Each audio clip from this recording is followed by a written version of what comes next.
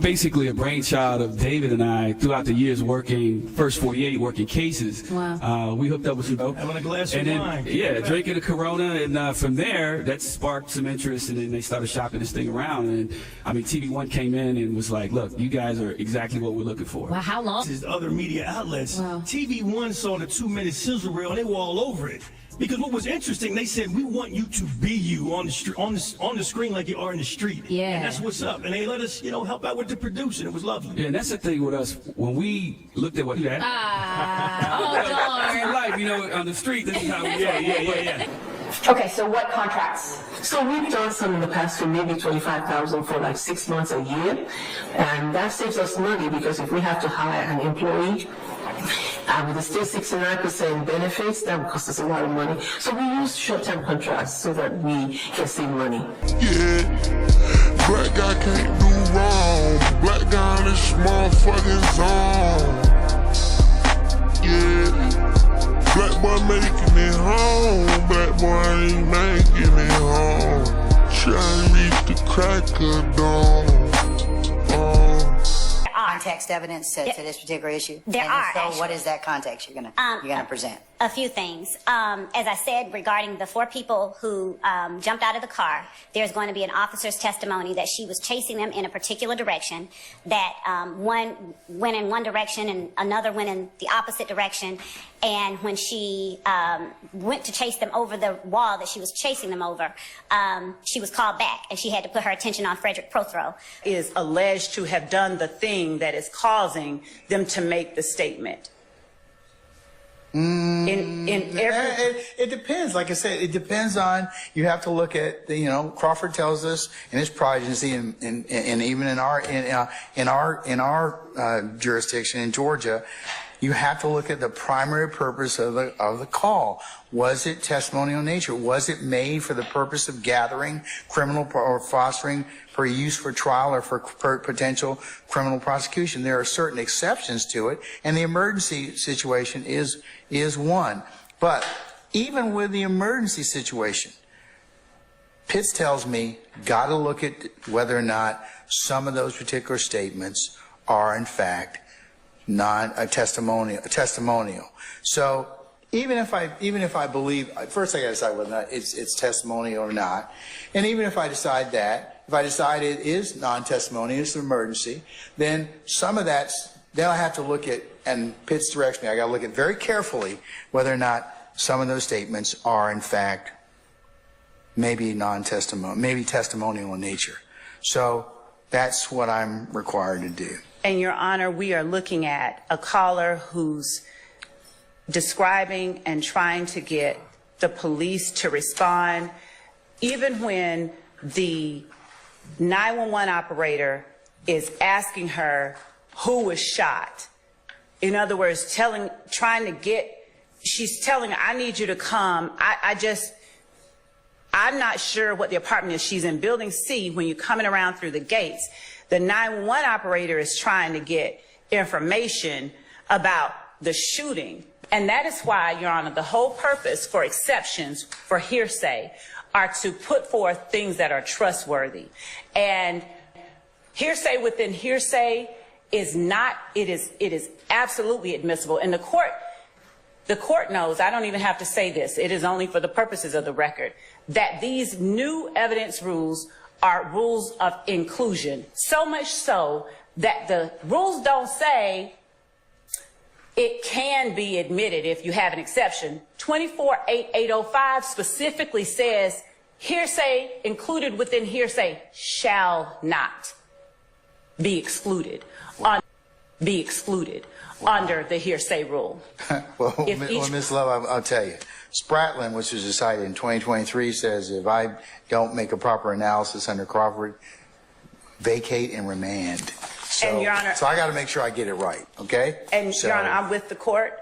I'm absolutely with the court, and I have an equal desire, if not greater, to make certain that it is right. And I have 5 minutes, okay? I'm going to take a break. And You can bitch pop for 30 seconds. Because your 30 seconds is never 30 seconds. 30 seconds and I will sit. You can stand there, that's fine. I just want you to understand, and I'm not saying you don't understand, but the Carter case that was just cited, 315 Georgia 214, it's in Division 3. A doesn't apply, that's the B is what the state was talking about. And, Your Honor, There was no objection in this case either, so, No. in the Carter case, no objection, so. but look what happened. And they had to review it under plain error, too. Yes, So, and yeah. Fox was told by Miss Mann, God forbid, Valerie Mann was killed. Fox testified. Valerie Mann, God forbid, is dead. And she told Carter. Carter testified. That is not even close. So I don't have anybody to cross him. That's Okay. my 30 seconds. All right. And Your Honor, I'll give the court, if the court already has page 3 of 4 of Pitts, where the court said the caller in this instance. Yeah, I have Pitts, yes, ma'am. Thank Okay. you. Was not, they were not concerned with establishing evidentiary facts or bearing testimony. That's the part against the defendant. And the court found that the same analysis was applicable in Pitts. That the 911, that portion of the 911 caller, they were not concerned with establishing evidentiary facts. They were concerned with getting Young Thug out of their neighbor's home. Okay, all right. Give me 5 minutes. Take comfort. Y'all can do the same. We'll be back. Okay. As well as a laundromat that is in the vicinity where a car crashed into a laundromat. In considering whether or not the 911 call on September the 11th of 2013 would be admissible,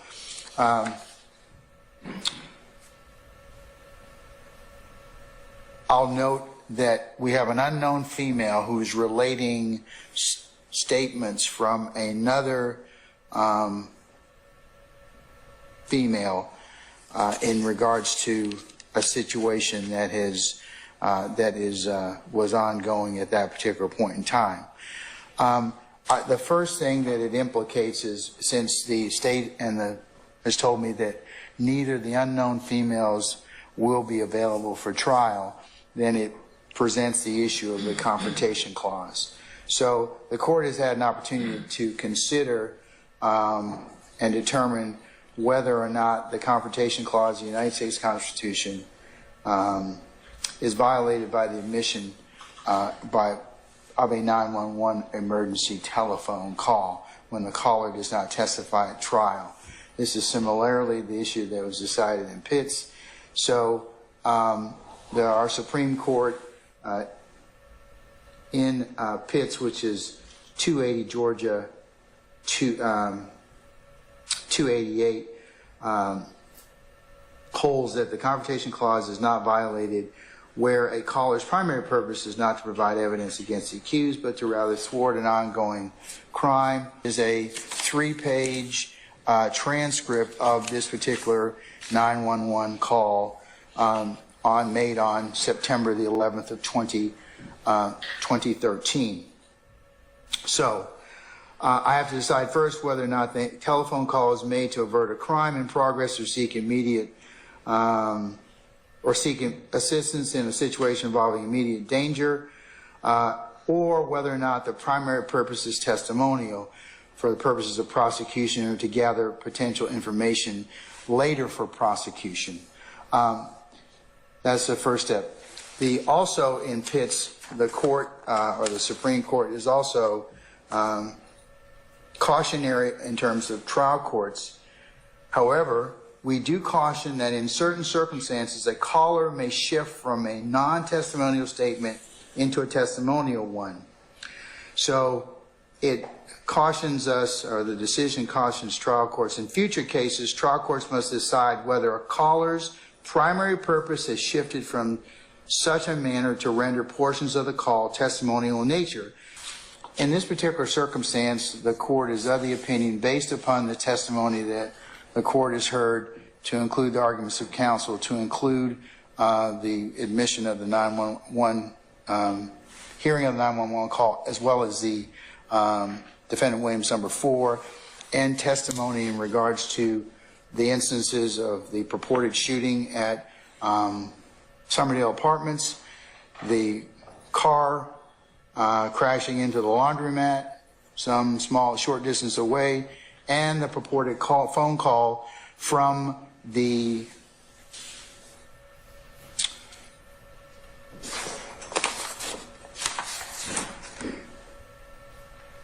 Somerdale Commons. The court is of the opinion that the primary purpose of the call was not for the purposes of prosecution, but more so for the purposes of relating an emergency situation. So the call itself, I'm going to admit, is admit for those purposes and for the jury's consideration. However, going further, as Pitts directs me to do so, I will order that the portion of the call and/or transcript that starts at unknown female, I have no idea, baby, I promise you I can't tell you all that I don't know. Only thing I know is that she came running, she came to my house. It'll stop there.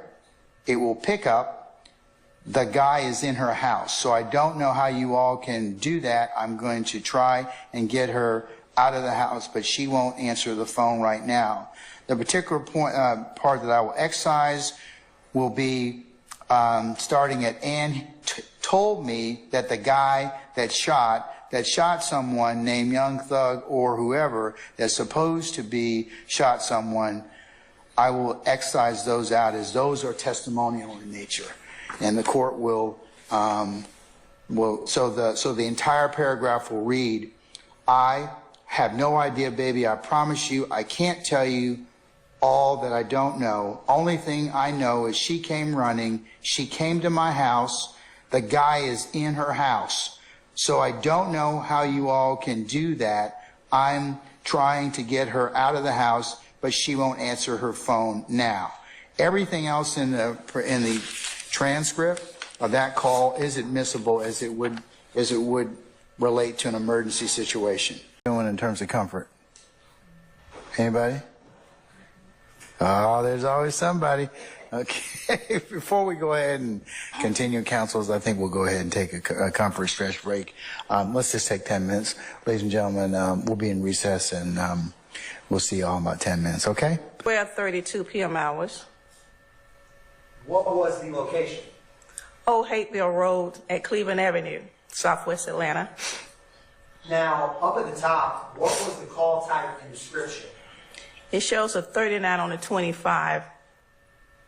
It's information for the office advising shots fired in the area. Now, looking at the CAD narrative, Ms. Ladders, at 12:36, can you describe what, or can you help explain what it starts with CLR and then ADV? Can you read that and describe what that means? Caller advised in Building C, Perp who was seen shooting is hiding in this home. And right underneath that, Ms. Lattner, what is it that starts with unit? It shows request unit to check and advise. Caller advised her friend, her female friend, is not answering the phone from that location. And Ms. Lattner, it also has RI, and it says related to, and then it has numbers ending in 1038. Can you explain for the jury what that indicates? It indicates sometimes we get more than one 911 call from the area, from the location. So the operator creates another incident number, but she related to the first incident 911 call that came into the center.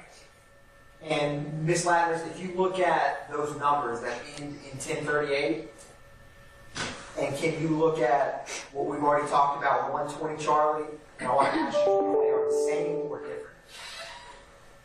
They advise they're related, so they're the same. And Ms. Lattner, can you read for the record what that incident number that it's related to is? 132541038. And right beneath that, when it says C CADs for 1038, what does that indicate? Operator telling the dispatcher to see CAD, the last 4 digit 1038. So after this call came in with that, would some of the CAD traffic be captured on the 120 Charlie we discussed when we started? Yes.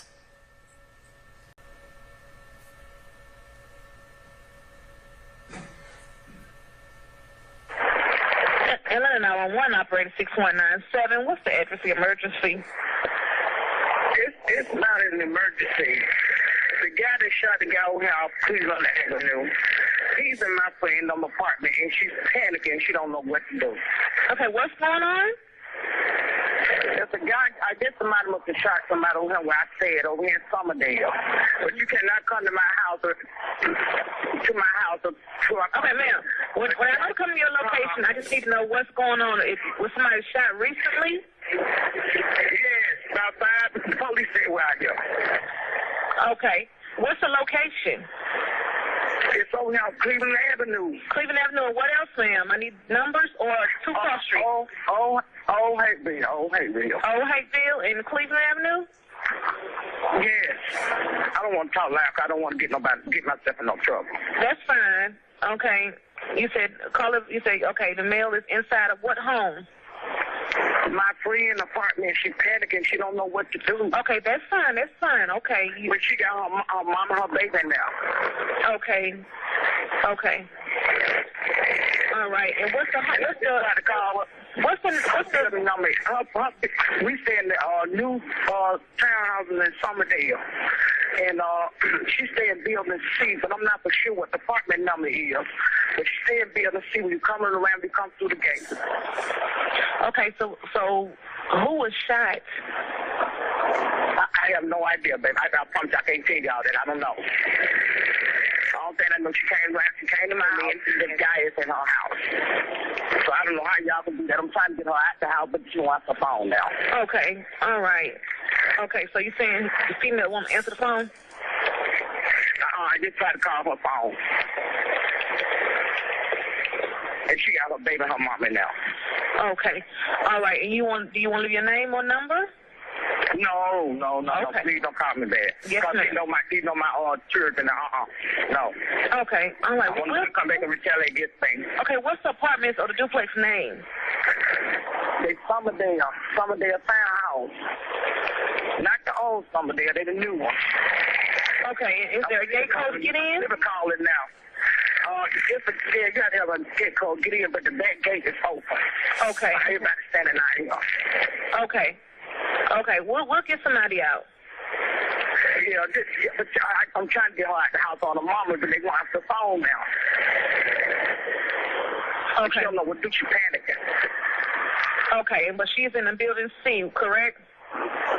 Building C. When you come around, when you come through the gate, come around. But I'm not for sure what the number is on her apartment number. All right, we'll get somebody out. Okay. All right, please don't tell us how to make the call. Yes, ma'am. We won't. Well, they won't call you back, and I don't have your name. All right, thanks. All right.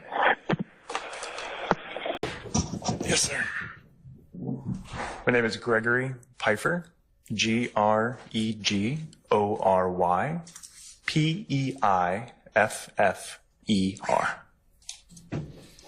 Good morning, Mr. Pfeiffer. Good morning. What is your current occupation? I'm currently a forensic biologist. My duties at the ATF are to be a forensic biologist, which means to process evidence as it relates to ATF incidents, to analyze evidence for DNA, to generate reports, and to testify in court. Analyze biological material for the presence of DNA profiles, generate reports, and testify in court. Okay. And Mr. Pfeiffer, do you belong to any professional organizations? I do. I belong to the American Academy of Forensic Sciences as a member of that organization. To my recollection, it would have been around 2014 to current. That is not a requirement to be a forensic biologist. There's actually a small subset of forensic biologists that are certified. There's a certifying body, the American Board of Criminalistics, I hold with that body a certification in molecular biology, which is under the umbrella of forensic DNA analysis. And I am current and open with that certification. Okay. And have you been previously qualified to testify as a forensic biologist and DNA examiner? In court? Yes. Yes. And about how many times? I believe this will be my 16th testimony, plus or minus one.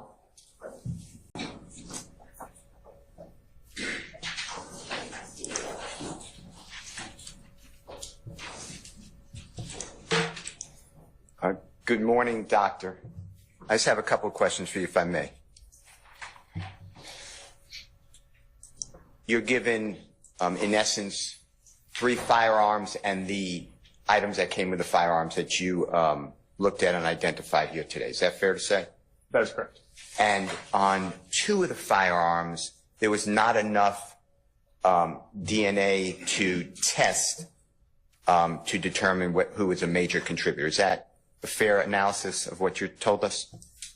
That is an explanation. However, I would expand upon that and say, in these instances, there was almost too much DNA to test, given that the numbers of contributors that were in these samples were higher than the complexity in which I could evaluate the sample. So it wasn't too little information, it was the complexity of the profile. And then the one firearm that you were able to have a major contributor, just tell ladies and gentlemen, jury, which firearm that was. That was the firearm from item 4A. To reference the report, so the correct firearm is the Taurus 9mm pistol. And then you have major contributors and not major contributors. Is that a fair way to say it? The major contributor and the non-suitable minor components. And the major contributor, you said, is to a scientific degree that you specified already, is a gentleman you're calling Mr. Walter Murphy. Fair to say? There is evidence to include Walter Murphy as a possible contributor to the major component from that DNA profile, given the scientific weight stated earlier. Now, you also mentioned that a gentleman, Mr. Prethro, remember that name? Yes. And he was excluded from the major component of that DNA. Is that fair to say? Yes. From the component of the profile that we made comparisons to, he was excluded from that component. And the same question and then the same answer, I believe, for the person named Mr. Bean. Fair. I stand in objection, Mr. Foreman. You can rephrase it, Mr. Okay. It's going to be the same question. As to Mr. Bean, remember that name? Yes, sir. Adrian Bean. That person, DNA, the known sample, was excluded from the major contributor on that item. Is that fair to say? Yes, from the component of the mixture that I was able to draw comparisons to, Mr. Adrian Bean was also excluded. Okay. Does not mean that Mr. Bean was not on that firearm, but we're talking about the major component. True? That is correct. No assumptions or comparisons were made to the additional contributors beyond, as the report identifies, I think it's Mr. Murphy. First profile, or the major component. Mr. Murphy. Mr. Murphy. The sample that is associated with Mr. Murphy. I want to thank you, Doctor. Your Honor, thank you so much. All right, any further examination? No, Your Honor. Where we are, and let you know kind of the plan, the way ahead. I'd like to be able to delay our lunch just a little bit so we can take a witness, but the trade-off is that we're going to recess for the day after that particular witness, depending upon the length. Okay, so you get an early afternoon, and as I mentioned earlier,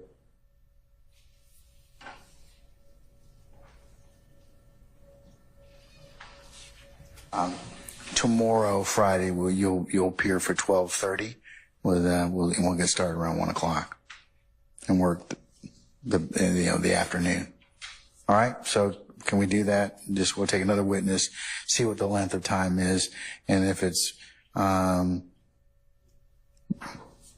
where I think it will probably be, we're probably going to recess somewhere between 1 and 2 o'clock for the afternoon. Okay.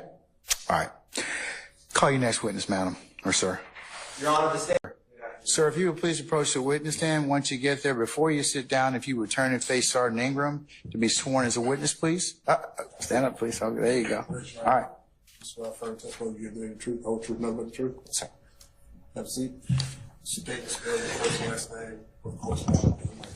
It's Eduardo Nava, EDUARDONAVA.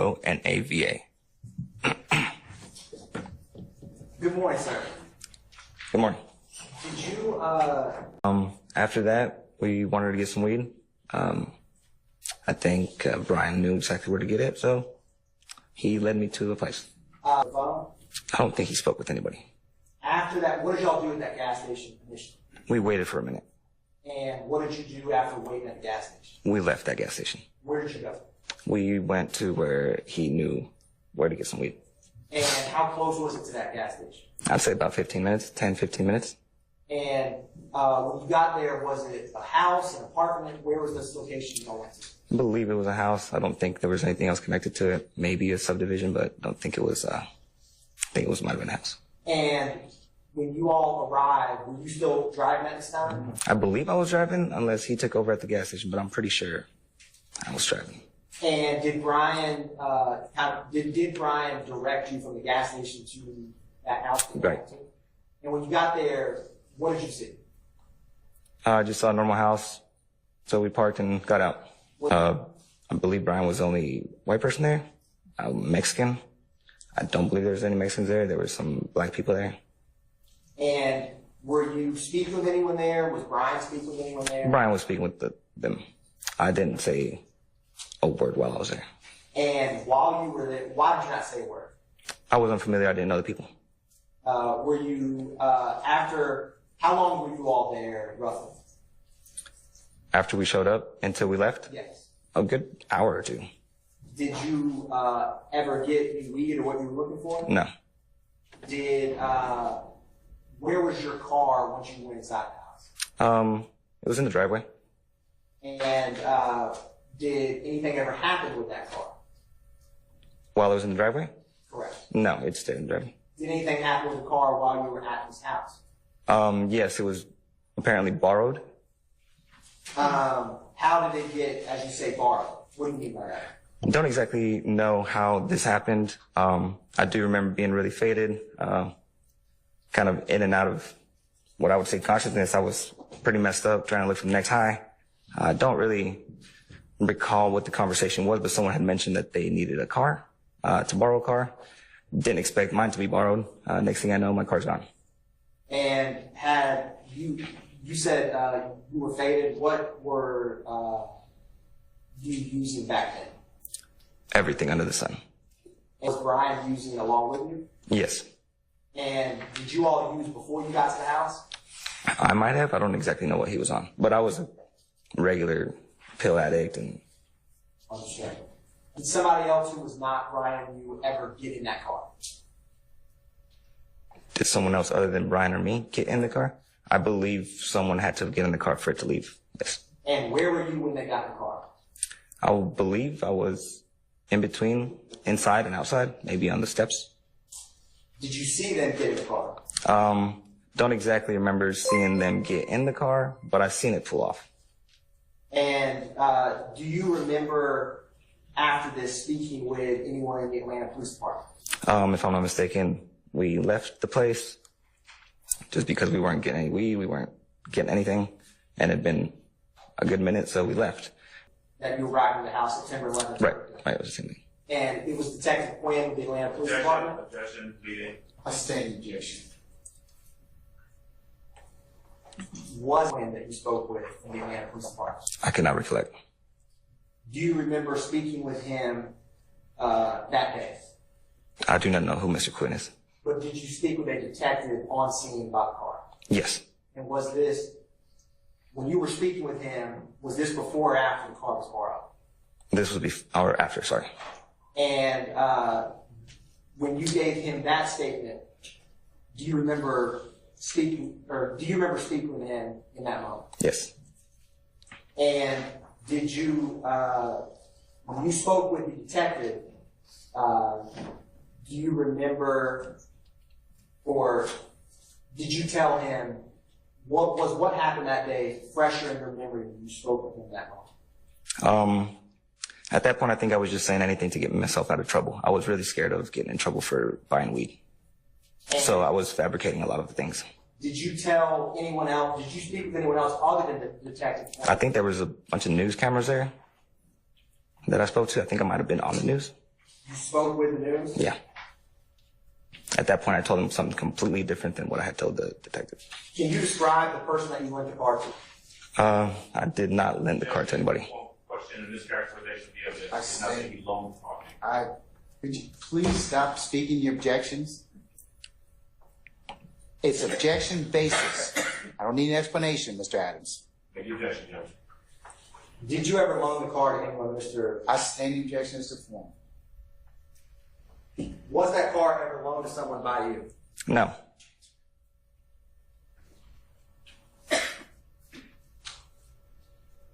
Did you ever give the keys to Brian? I don't believe I handed him the keys. When you spoke with Detective Quinn. Objection. Basis. Your Honor, may I? What was the basis, sir? Objection. Facts not an evidence. Form of the question. Your Honor, this is impeachment. Hold on.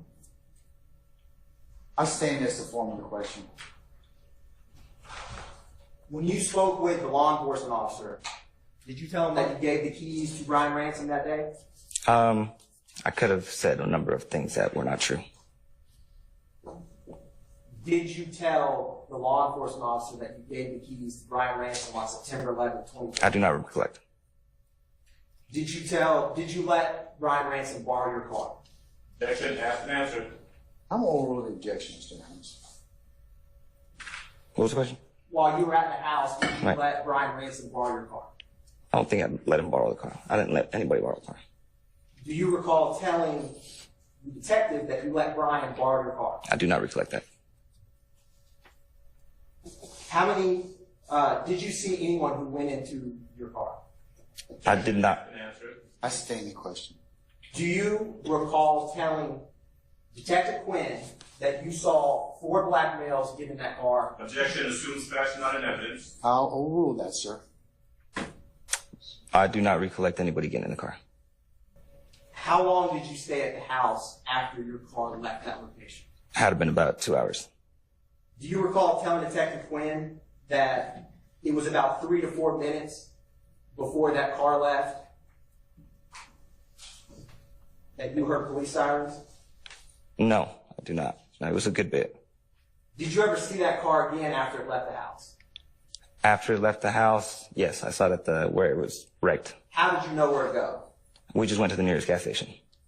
Do you recall telling Detective Quinn that you heard police sirens and followed him to the car? No, once we started walking, we saw all the police, and luckily we were already out, and we felt something was wrong, so we went towards where they were going. What any of the males who got in the car were wearing?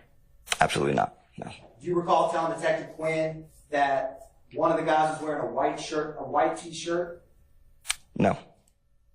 Do you know how quickly they got into your car when they jumped into it at that house? No. Do you recall telling Detective Quinn that the 4 black males got in your car like this? At that point, I was telling whoever the detective, anything to get myself out of the situation. Did you initially tell the police that your car was borrowed from that house? I think initially I said that I was at the gas station. It got stolen from the gas station. So your first statement to police was that the car was stolen? Yes. It was recorded, and then he erased it, and he re-recorded it. Re-recorded? Another statement. He said, that's lies. Tell me the truth. He said, I'm going to delete it and record again. I said, okay. You're talking about the detective? The detective. Yes, sir.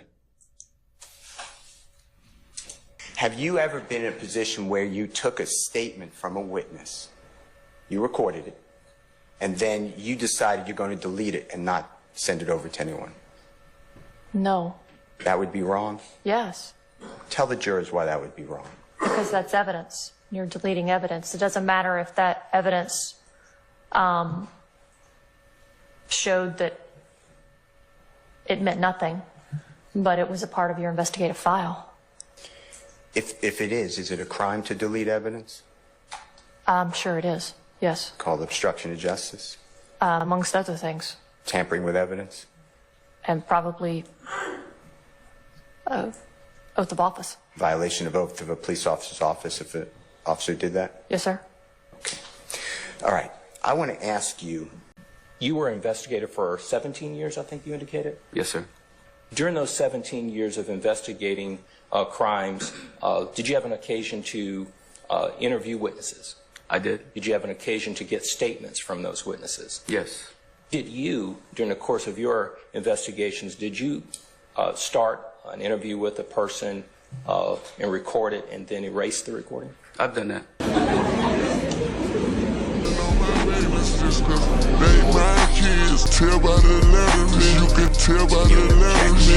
The state is objecting on cross-examination oftentimes to, and I'm quoting, facts not in evidence.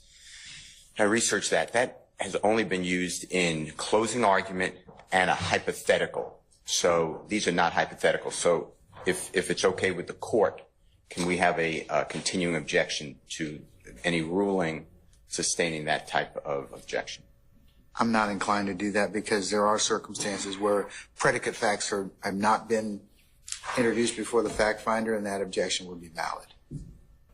Do you recall telling Detective Quinn exactly do you recall telling Detective Quinn that you and Brian initially told the police that the car was stolen, but now you're going to tell the truth? I don't get the form of the questions here. Do you recall telling Detective Quinn that initially you and Brian told them that the car was stolen, but now you're going to tell the truth about what really happened? Yes, I believe that's the case. We initially said it was stolen just to get everybody out of our hair.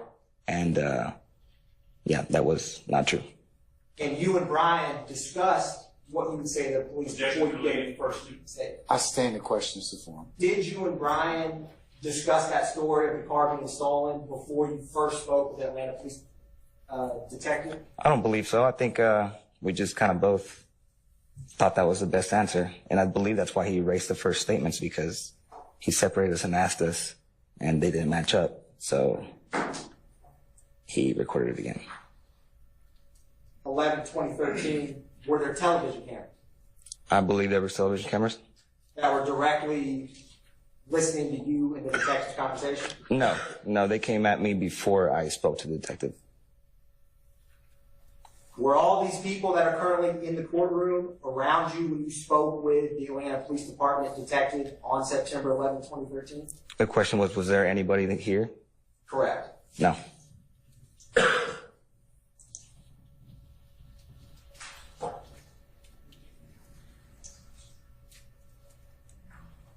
Thank you, sir. No further questions. Cross. What exact location were you at when you spoke with Detective Quinn? I was beside the car. Is that the intersection of Macon Drive and Cleveland, if you know? I do not know. Is your birthday February 10th, 1990? No. What's your birthday? February 2nd, 1990. Did you tell Detective Quinn your birthday was February 10th, 1990? Absolutely not. You didn't lie about your birthday? No, that I did not lie about. And when he started recording, on the recording, Detective Quinn told you he just walked up, right? No, I waved him down because he was walking around the car. There was a yellow tape all the way around it, maybe 30 feet away from it, 40 feet away from it. The whole parking lot of whatever establishment was there that it wrecked into had yellow tape all over it. I stood at the yellow tape, kind of yelled at him a couple of times. He turned around, didn't pay attention, yelled at him again. Said, "That's my car." He came up, and I do not recall telling what I told the... You didn't tell Detective Quinn that Brian told us some guy told him to borrow the car? I do not recall that. No, that sounds a little fabricated. Did the officer you were speaking with ever tell you to cut to the chase? I don't believe so. I mean, he was being pretty blunt and pretty blunt with his words. He was being pretty cool. Wasn't really being too professional. Telling me that the first thing was bullshit, that we needed to get our story straight and get it right. So So you're saying that the detective realized your initial statement of the car being stolen was, as you say, Objection bullshit? calls for speculation. I stand the objection. Your testimony just now was that, in your impression, when the detective said, what you just told us a couple minutes ago was bullshit, what did you mean that to me when he told you that? Did you think he believed your first story? Objection calls for speculation. Hold on. I stand the form of the question. You can rephrase it. Sir, or when you speak with someone and they tell you that what you just told me was bullshit, how do you take that just as a person? As a person, if I'm lying, I understand that and I take it as I'm taking bullshit. And if I'm not lying, I say that they're full of bullshit. And if someone tells you that, or you tell someone that, does that mean that what they just told you don't believe, or you do believe? Possibly that I don't believe them. At the very end, when you were speaking with the detective, do you recall what you told him? No, I think at this point I had told 3 different stories. Did you tell Detective Quinn that this interview is the absolute truth? Don't exactly remember that being said. How did you feel when you got subpoenaed? I felt like it was a jury duty thing. I didn't pay much attention to it. My involvement in this was very small. I thought it could just blow over. And no, I kept getting bothered. My mom kept getting bothered. My brothers were getting bothered. So I just kind of felt I should see what's up with it. And now I know the grand scheme of it, I feel like, or at least how more complicated it is than what I thought. So. That's fair. Has this case? That's fair. Has this case caused any trouble in your house? Yes. Why? This is something I wanted to put behind me. This is something I didn't want to ever really, I didn't think it was going to be like that. I've worked so hard to get myself straight. I'm a recovering heroin addict. I've been through a lot, and I feel like this was way in the past, and didn't really feel like bringing up this story to any one of my family members. Ever since they have found out that I am the one with the RICO charge. So it is very, it's sad, to say the least. Were you ever offered to have anyone from DA's office come meet with you and talk about that day? I don't exactly know who has been calling and wanting to meet, but there's been very many people, I believe, calling to want to meet for testimonies. Why did you not let them come meet you and talk about it? Because I thought my part in this was very irrelevant. Did they ever ask you if they could meet on Zoom? Don't recall that. Did they ever ask you if they could meet on Microsoft Teams? Don't remember that. I don't even know what those are. Did they ever ask you to speak over the phone? I have spoken over the phone. Did they ever ask you to talk about what you remember from that day over the phone? Several times. Did you only want to speak on the day of your testimony? I felt like it wasn't necessary. I didn't, honestly, to this day, didn't think I needed to speak ever. Did you ever say if you got an email, did you have to read it? I don't read emails. That's just. Did you ever get the marijuana that you went to that house to buy? No.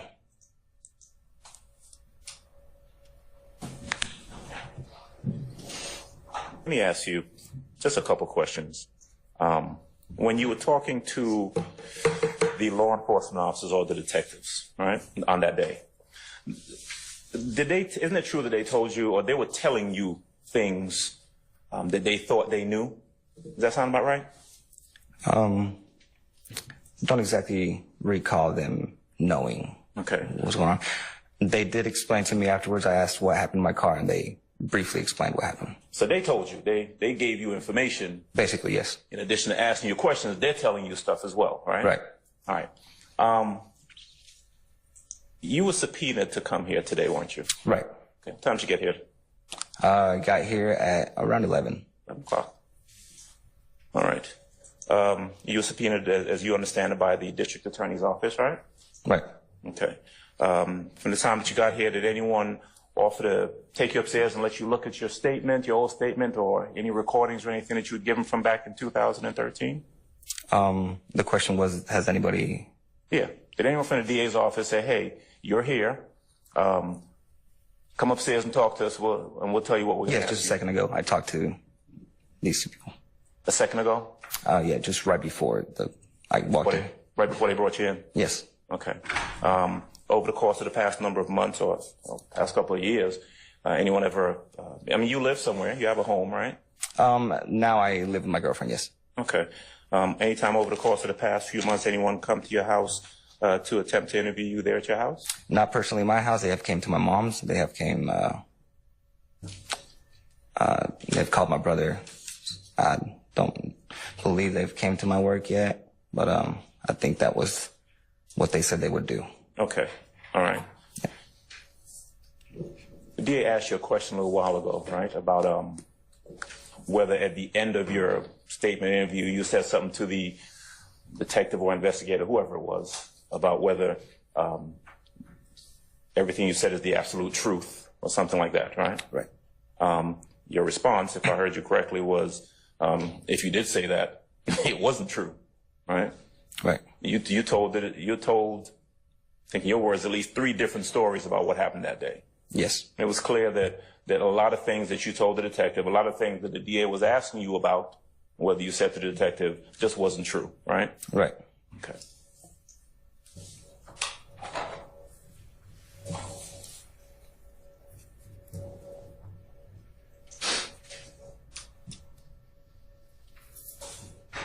You don't have any idea what happened with the car once it left your presence until you saw it again. You don't know what happened, right? I have no idea. You're not able to tell this jury from any personal knowledge that, hey, this person got in the car or that person got in the car or the car went here or what happened. You don't know anything about that? No, it was just all what I was being told. Yeah. You had the car, and then at some point later on, you saw the car was wrecked, right? Right. I'm talking about the internet, the ability for the defense bar to be able to access the internet and be able to grab and capture our files, to be able to do our legal research. It's my understanding, of course it hadn't been confirmed, but I believe the district attorney's office is on their own network, private network, so they're able to access, whereas we are having to depend on hotspots which are spotty, which are sometimes shaky in terms of being able to keep the connectivity. So we are asking, as the defense bar, to be able to allow IT to come in and perhaps put a hotspot here in the courtroom or something of that nature so that we can have access to the internet at all times, Judge, respectfully. There's full co-public, and that is, I believe, on at this point in time. We have no access. You should be able to, because anybody in the courthouse, full co-public. Can't get on. And we haven't been able to get on all week. Because I'm on it right now. Yeah. And I'm on my device. We can log on, Your Honor, but we can't get internet access through that Wi-Fi network. Is there anyone on our site that is able to get on full code, Fulton County Public? No. All right. I can do that. That's because that's open to the public. That is what everyone who comes in the courthouse, to include the courthouse crowd, unless we have know that the each chambers has a secure system. Right. So it's not working for us. Full code public is not working. It hasn't worked. It has to put on the record, it has not worked all last week, and it hasn't worked any this week. Your Honor, one of our team members was able to get on in the hallway, I believe, but here it's just not working. I can make a phone call, but that's the best I can do in terms of checking the access. But okay. Say again. Would you sit down, please? You were doing so well too, Mr. Botts. Okay. All right. I'll make an inquiry. We'll see what we can. Thank you, Judge. Yes, sir. See. State spell your first and last name for the court, please.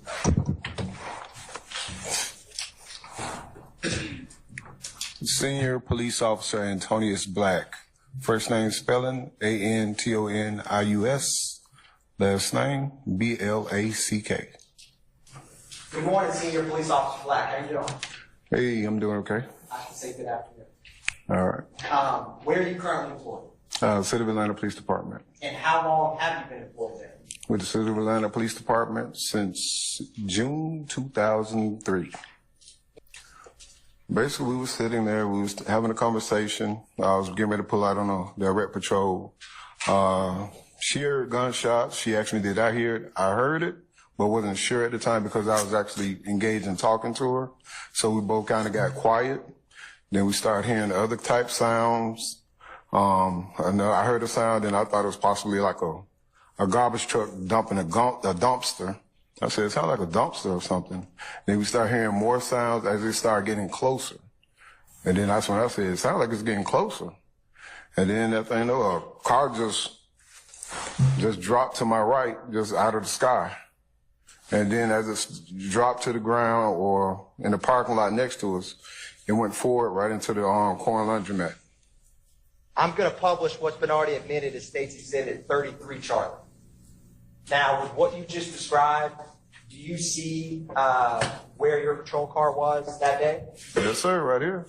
And do you see the car you just mentioned that crashed right next to y'all's patrol car? The red car that's directly in front of us, up against the corn laundry wall. Now, did the car land on your side, the passenger, or on the driver's side?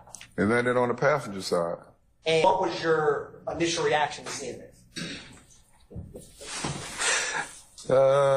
Basically, I was very startled, I'll say that. Very startled.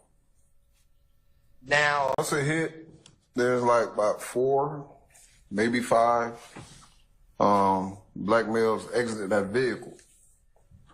I know there was one that was closer to me because basically it's just like a quick reaction. I just jumped out the vehicle. My trainee jumped out the vehicle. The closest guy I grabbed by the collar of his shirt, placed him, told him to get down to the ground. And when I looked back, my trainee was about to pass the vehicle. Then I saw another male. Basically, he already had gotten out the back seat on the passenger side of that red vehicle. And it almost like he was about to try to slip behind her if you didn't see him. And I told her to get the one on the ground, get him. Now, I want to break this down a little bit. Where did the other males that you described you saw get out of the car go, other than the ones you and Officer Davis? There were 2 others that, facing this picture, they went towards the right. There's a retainer wall over here. They jumped the retainer wall and the fence over on the right side. Can you use that pointer to help describe what you just stated? Thank you, sir. Now, Officer Black, if you were to scale that fence and go to your immediate right, what building would you run into? Basically, it's like backyards. From here? Correct. Yeah, this fence. Well, the car right here went through whatever fence that was right here. But there's some more fences over here. You would have jumped in the backyard. So it's like, I want to say 3 houses. What's on the other side of those houses? The apartment phase, the other phase of Summerdale Commons. Is that the phase of Summerdale Commons that uses numbers or letters for the building? The letters. Could you get there on foot if you scaled that fence? Yes, you can. I think it may be 2 fences you probably have to jump before you actually get to 2, maybe 3. The third one's probably separating the residents, the houses, from the apartment complex. How that area looked back on September 11, 2013 in general? I mean, it's a map of it. A lot changed, but yeah. In terms of... I do have an objection, Judge. May I put some questions to the witness in regards to this What's your objection, sir? foundation? Hold. All right. You can ask him on cross, okay? All right. All right. Can I state on the record, or can I step up and put my complete objection on the record in regards to why there's a lack of foundation? He's laid a foundation. I concur. So I'm gonna overrule your objection at this point in time. Understood. Do you have another objection you'd like to pose? No, the base of the objection is foundation. Okay. I do not believe he's laid a proper foundation for this photograph. All right, I'm overruling that objection, okay, sir? As for continuing objection. Okay, all right. About how tall was he? About my height, 6'3", 6'4". And about how much did he weigh? Well, I'm at 330, so Somewhere close to that. I mean, I'm assuming. So he's close to 300. So was he? So he was about your height and weight. Yes.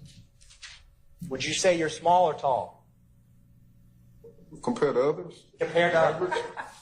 Tall. All right. Tall. All right. Now he was I ain't gonna say laid out. He was actually sitting up. He didn't want her to leave his side. He was basically holding on to her, the pants leg around the ankles, asking her not to leave. Was he also injured? Yes, he was shot. Now, did you have them on when the car dropped out of the sky and landed next to you? Yes. Did you have them on when you saw the 4 to 5 black males run from that car after it hit the wall? Yes. How far were you from the red car when you saw the 4 or 5 black males run? Basically, probably just, I can't say if I was still in the car, my patrol car, or I was jumping out. That part I can't remember exactly. And I'm gonna publish State's Exhibit 31, Charlie. And ask you one last question, Officer Wagner. How far were you from this retaining wall in State's Exhibit 31, Charlie, when you saw the 2 black males scale that fence? I was still with the guy that I had put down on the ground. I did not try to leave him. So once I had him in my custody, that's where I stayed. And I just remember just looking up at him, but other than that, I just kept my attention on this guy. And did you have on your glasses when you saw them scale the fence? Yes. Thank you, Officer Black. Cross.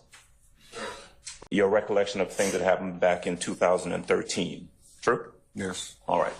I think, and you tell me if I'm right or not, that we also talked about the description of the individuals that you saw on that day. Remember? Mm-hmm.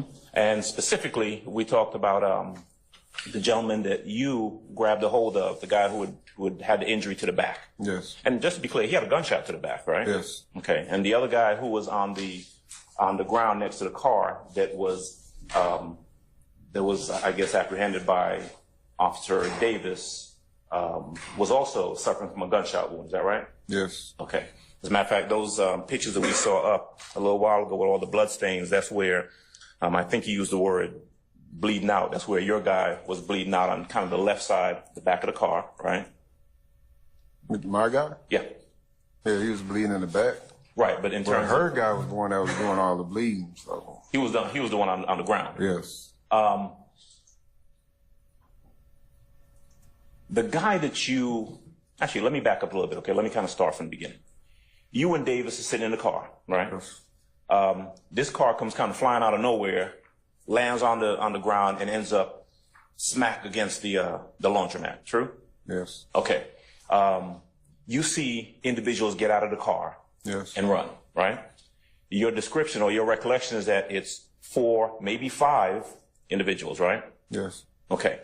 The person who Officer Davis ended up apprehending or interacting with, that person got out of the rear passenger seat of the car. Is that right? That's where I've seen him at, yes. Okay, that's where you saw him at.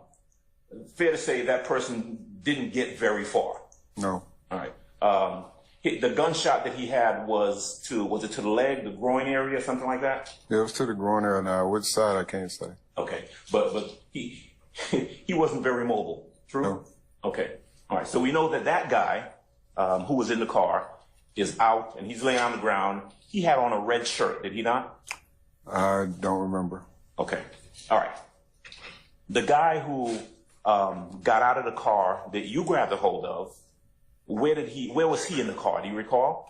No, I don't recall if he was in the front, back, not sure. Okay, but he was a big guy. Yes.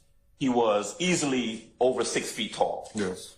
Now, I heard 300 pounds thrown around a little while ago. He was in the area of about 300 pounds. Close. You can be 280, 305, 310. He was a big guy. Yeah. You're a big guy. Yeah. I think you told me the other day, you're a little bigger now than you were back then. Back then you were kind of slimmer, trimmer, that sort of thing. My words. You were smaller. Well, I'd say more toned. Toned. Yeah. All right. You've gotten thick fine over there. Okay. Anyway, but he was a big dude. Yeah. And he had a gunshot to the back. Mhm. And he was bleeding as well. Mm-hmm. I think it was close to like the shoulder blade areas. Okay. One of the things I think you testified to, and maybe you told me also, is that you were holding him, and it was after a while that you realized you had blood all over your arm that was coming from him. From when I grabbed him to the back of his collar. Okay. He had on a blue shirt. It was like a light blue. Okay. So we've got the guy on the ground with Davis who has on a shirt. You don't remember the color, right?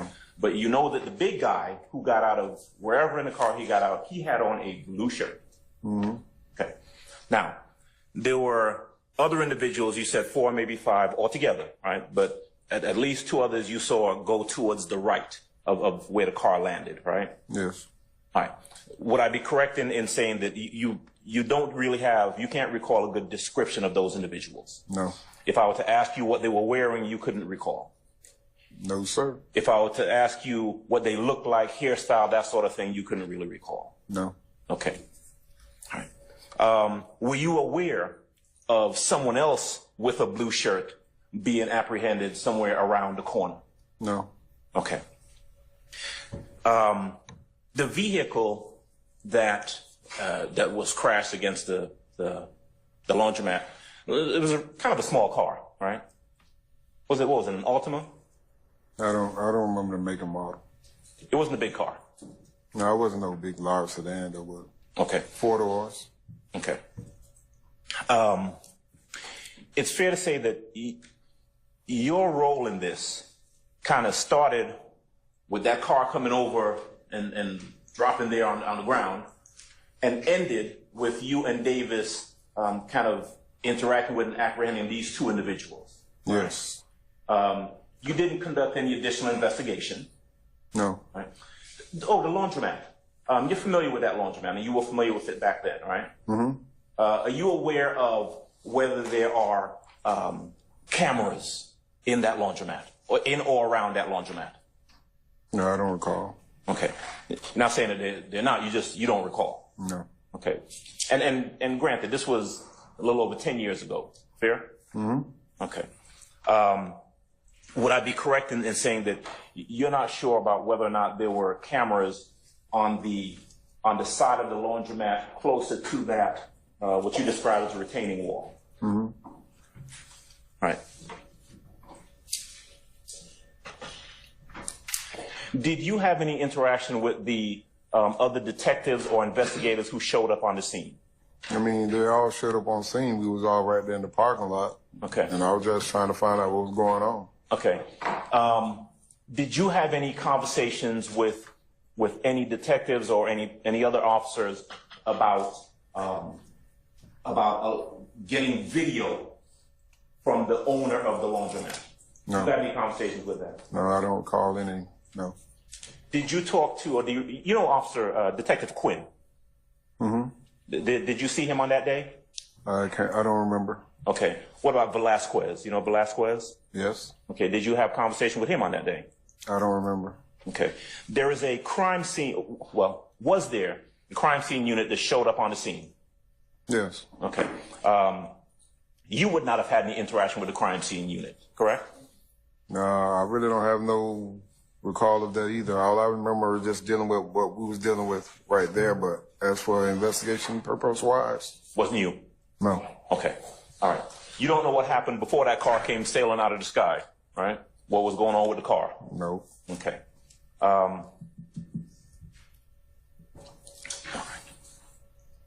The photo that you were shown earlier, and if I can have photo 1, I think that's 150C. Put back up for me, please.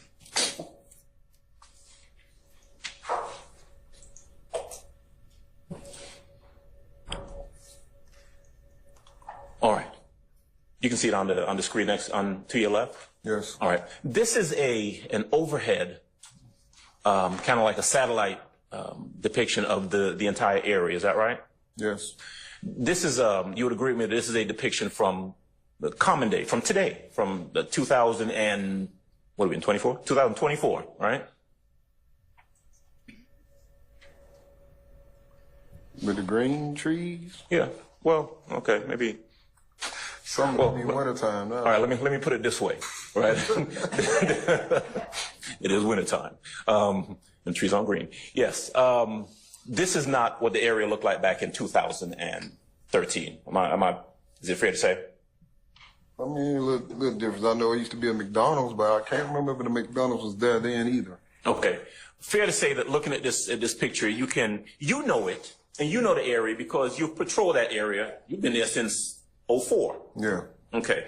So you can look at this photograph and you can say, well, that's the Summerdale Commons apartment complex, and you can see where the Skyline Laundromat is.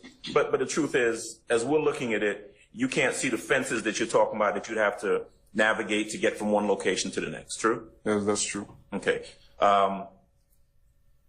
And although we see Cleveland Avenue, we see you see what the red pin, whatever they call it, is. All right. That's essentially indicating where the entrance to that part of Summerdale Commons apartment is, right? Mm-hmm. All right. But it's fair to say that you can't see, like you see where the laundromat is, but you don't see the houses that are obscured by the trees right in front of the laundromat, right? I can see two. Okay, you talking about the ones with the red tops? There's a space, but I'm not sure. But there's a space. You want me to show it up here? All right, can I first look at this? You may, sir. All right, I'm going to play teacher for a second. I'm going to use this. Turn around for me if you get a chance, okay? All right, so that's our laundromat, right? No. No? Nope. Where's the laundromat? Where the blue? Right here? There it is. Okay, so that's a laundromat. Yeah.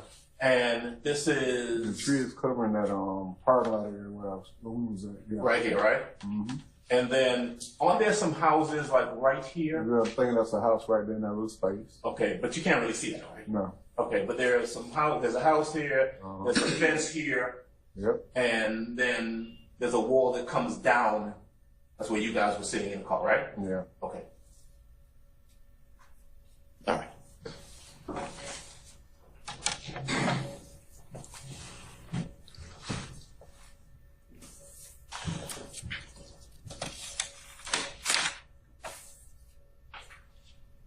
Do you recall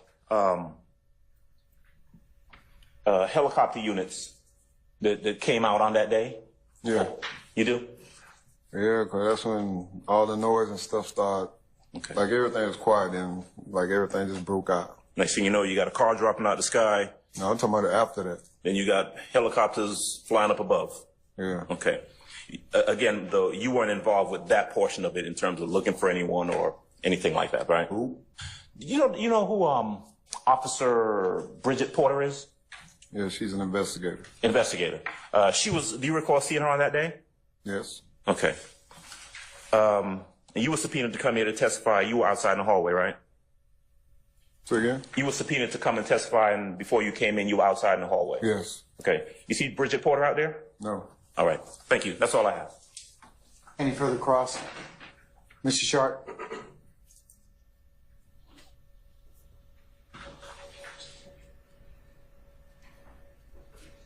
Good afternoon, sir. Hey, how you doing? Wonderful. How are you? Okay. Does Investigator Porter still work for APD? Yes. So she's local? That part, I don't know what department that she's in, but she's an investigator with us, yes. For Atlanta Police Department? Yes. All right, thank you. Anyone else? Any redirect, sir? Briefly, Your Honor. Officer Black, with Stacey's in the 150 Charlie we were just discussing with Mr. Adams, how do you know that you can get from coin laundry to that second portion of the Summerdale apartment complex on foot? How do I know? Yeah. I've seen the fence. Yeah, it's the fence that's basically separating those houses, backyards, that leads right on over to the second phase over there of apartments. And there's a fence that's separating the apartment building and that last house just north of the complex.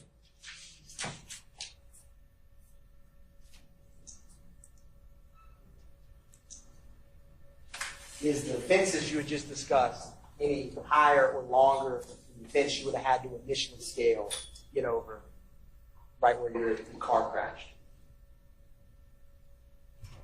Well, the fence that's at the laundromat, the coin laundry place, is high with wires on it. Those are just regular chain link fence to the backyards of people's property. So now they're basically short. Thank you, Officer Black. No further questions, Your Honor.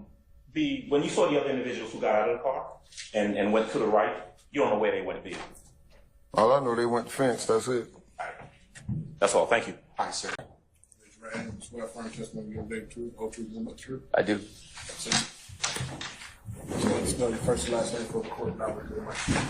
Vincent Velasquez, VELAZQUEZ.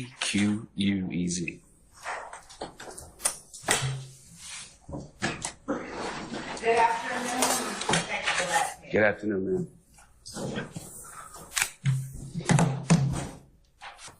Right now, I am the owner of a security consulting business, Velasquez Consultants. And what do you do as the owner of Velasquez Consultants? So I do a variety of things under the umbrella of the business. I do expert witness work for civil cases, wrongful death, sexual assault, police procedures cases. I do security evaluations. Also, under the umbrella, I hold the title of Director of Security for the Atlanta Hawks, Director of Team Security. And I've had that position for the last 8 years. What professional background do you have that qualifies you to do what you do with the Hawks and as the owner of a security firm? So I was a police officer for 22 years with Atlanta PD, starting in 1995 until my retirement in 2017. And as a police officer with the Atlanta Police Department, what areas of the department did you work with them? I started my career as a patrol officer working downtown and midtown Atlanta. I did that for about a year, and then from there I went to a tactical drug unit called Red Dog in 1997, and I stayed in that unit for 2.5 years until the year of 2000. I did a brief stint as a background investigator for police applicants for about 6 months, and I was promoted to detective in November of 2000. Went to homicide and have stayed in homicide for my entire career, 17 years, or the rest of my career.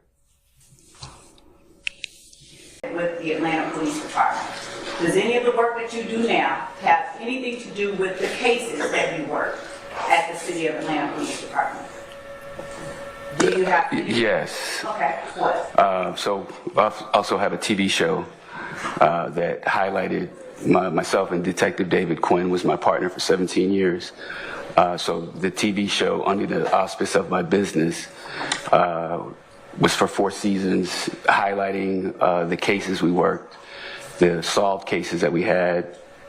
Each episode is about a case, the victim, how we solved it. We've done that for the last 4 years. And to show those episodes, do you revisit or review any of the files that you worked during that time? We do. Laying a foundation for other questions. I'll give you a little bit of latitude. Overruled objection. Thank you. You may answer that question. Yes, we do. During your time with the Atlanta Police Department, were you certified as a law enforcement officer by the state of Georgia? I was. That you worked at the City of Atlanta Police Department. Do you have to? Yes. Okay. What? So I also have a TV show that highlighted myself, and Detective David Quinn was my partner for 17 years. So the TV show, under the auspice of my business, was for 4 seasons, highlighting the cases we worked, the solved cases that we had. Each episode is about a case, the victim, how we solved it. I was in Red Dog. We were in Zone 3 heavily, and then throughout my career in homicide, cases where I either was the lead detective, assisting detective, or even witnesses to other homicides, residents that lived in Zone 3, so I spent a lot of time in Zone 3. And you're able to give a number to how many cases you worked involving residents of Zone 3? Hundreds, over 300. Well, combined from when I was in Red Dog, we were in Zone 3 heavily, and then throughout my career in homicide. You report if you need to. Sure. So starting out with this is actually the crime scene sketch. Starting out with the building numbers, obviously building 300, building 100, apartment 306. And then starting with number 1, and you can see the line goes to the arrow into building 300, is a hole in the wall of building 300. I'm sorry, a hole in the window. I'm sorry, we're having a little bit of a, there we go. Please continue. 1 represents a hole in the window of building 300, apartment 306. Number 2 represents a hole in the wall. 1 is the window, 2 is the hole in the wall, apartment 306. Evidence marker number 3 on this sketch in this grassy area indicates .40 caliber shell casing. Number 4, evidence marker on a sketch, .40 caliber shell casing. Number 5, .40 caliber shell casing. Number 6 represents foam from the detective's vehicle. Number 7 represents foam from the detective's vehicle. Number 8 represents foam from the detective's vehicle. Number 9,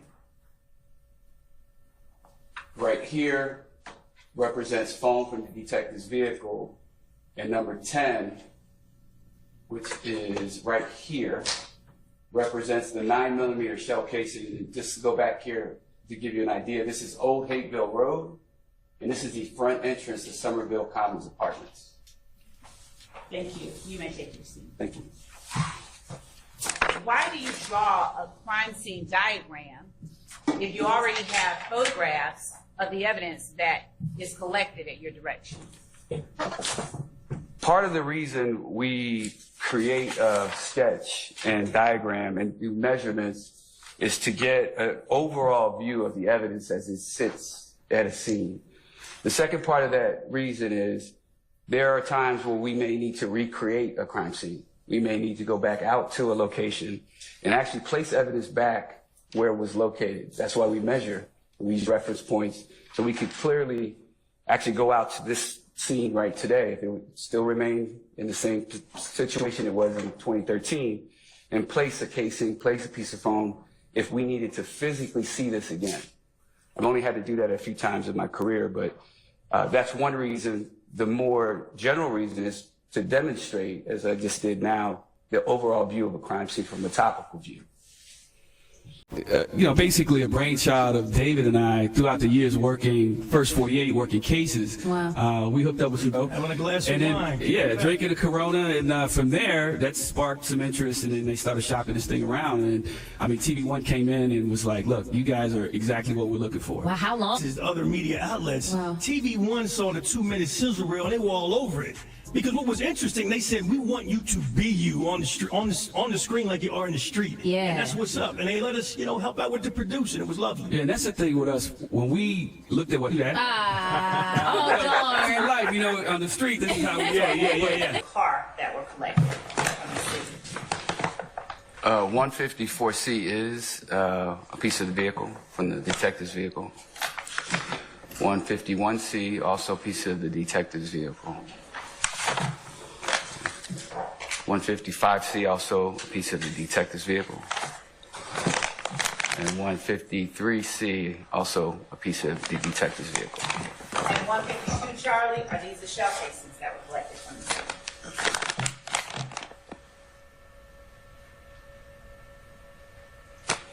scene? May I look inside? Yes, they are.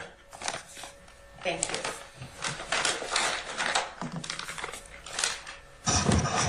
Thank you. That's all that I have now. Thank you. Cross. If I heard you correctly, you worked with APD, Atlanta Police Department, for 22 years, or was it more than that? 22. You left the Atlanta Police Department in what year? 2017. Did you work in the Fulton County DA's office for some period of time? I did. Investigator? I was assigned to the DA's office, yes. You were assigned to the DA's office from? 2004 until, I believe, 2009. I was multi-agency cold case squad. Okay. So what that means, well, tell me, if what that means is that you're an APD officer, but you're assigned to work with the Fulton County DA's office for a specific purpose. That was correct, yes. Cold case squad, is that what that was? Yes. Is it? It is not one. It is not one. All right. Thank you, ma'am. Let me jump into that a little bit. You are familiar with with Zone 3, correct? Yes, sir. You're familiar with Zone 3 and specifically the Cleveland Avenue corridor based on your years as a police officer. I am. Based on the work that you've done in that area. Yes. You were asked last week, and I believe you testified, that over the period of time that you worked in that area, you spoke to numerous people in the Zone 3. And I'm going to kind of confine it to Cleveland Avenue corridor, in that corridor. Is that true? Yes. Okay. People who lived there, who were residents, right? Correct. People who were witnesses for different offenses or different crimes or different things you were investigating, right? Yes. You've arrested numerous people in that area, correct? I have. You worked with, did I hear you say that you worked with the Red Dog Squad at some point? I did. Okay. How long were you a Red Dog officer? 2.5 years. Okay. During that period of time, now, is Red Dog primarily focused on drug-related offenses? Drugs and, well, all levels of street crime, drugs, weapons, things of that nature. During the period of time that you worked as a Red Dog officer, you had occasion to arrest a number of people in the Cleveland Avenue corridor. That's an accurate representation. Inaccurate? That is accurate. Okay. Yes. You would serve search warrants. We did. You would serve arrest warrants, arrest people, right? We did. You became familiar with what the general trends and the crimes and so forth were in that area. Is that fair to say? During that time, yes. Yes. And in fact, during your entire period of time as an Atlanta Police Department officer, you would say that that area is a high crime area. In Zone 3, in particular, the Cleveland Avenue area of Zone 3. But let's say Zone 3 first. I would say it is one of the 6 zones that have an increased level of crime, yes. Okay.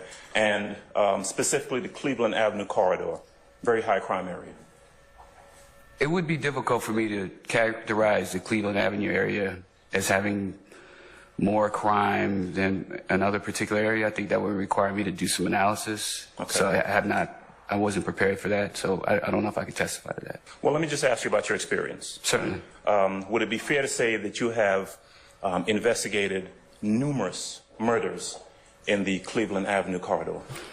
Objection as to vague, numerous? I sustain the objection. All right. You have investigated murders in the Cleveland Avenue area? Yes. More than one? I have. More than 10? I don't know. And to be quite honest with you, from being in homicide for 17 years, it's difficult for me to think about, I probably could come up with that analysis, but as I sit here today, it would take some time for me to really go back and think about that. Okay. I have personally handled homicides in Zone 1 through 6, so I can't tell you if that Cleveland Avenue area or Zone 3 was significantly more than Zone 1 or Zone 4. All right.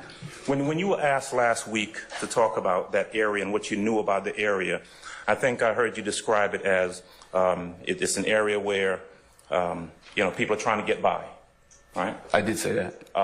It is a poor area. Was that fair to say? I think it's economically depressed, yes. I mean, it was part of the Atlanta Empowerment Zone, wasn't it? I don't know.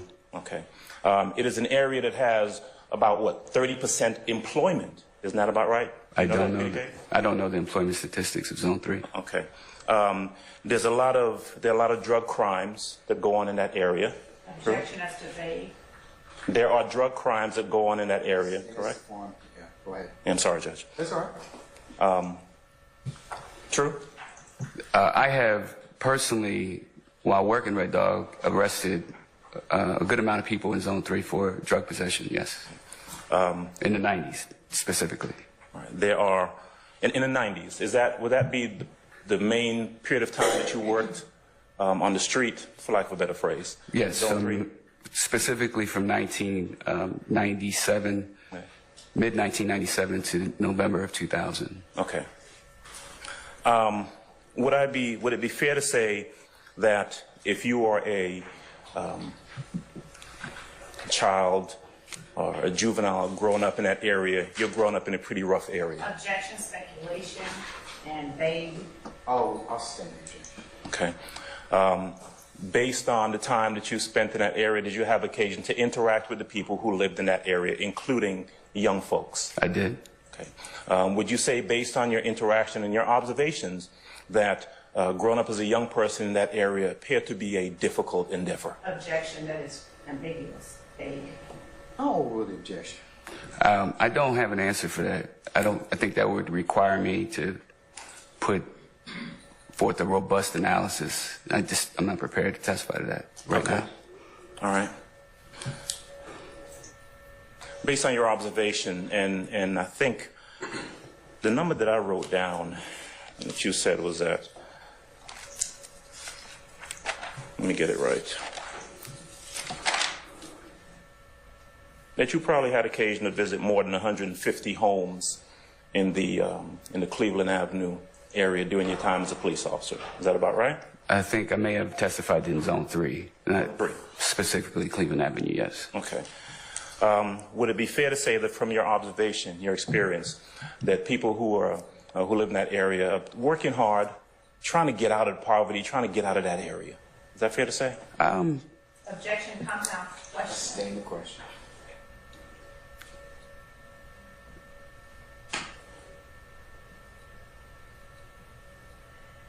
Have you had occasion during a period of time that you interacted with the folks in Zone 3 to come across young folks who were trying to find any way to make it in that area? I think my experience has been, overall, if we're specifically talking about young folks, I think I've experienced more young folks who are making it in a relative sense of living in a neighborhood, going to school, doing what they were supposed to do. My recollection of knocking on doors and talking to people, witnesses, and families, many of the children that I either spoke to or observed were like any other kids that I've experienced in my life, personally and professionally. Wanting to do better, right? I think generally speaking, everyone wants to do better. Sure. I don't know that that's specific to Zone 3. Right, but coming up in an area that you've described, that we've been talking about, where there's a significant amount of crime, right? Objection, Your Honor, with a significant amount. Stand the objection, sir. Where there's crime, right? It's a tough area, right?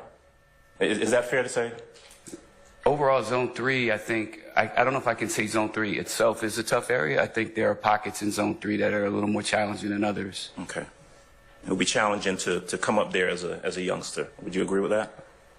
I think my analysis is more so based on crime. There are some pockets of crime in Zone 3 that are a little more prevalent than other areas of Zone 3. And if you live in that area, you are, well, for lack of a better word, in the middle of those pockets of crime. Is that fair to say? Objection, Your Honor, that's a vague. Stand the question. All right.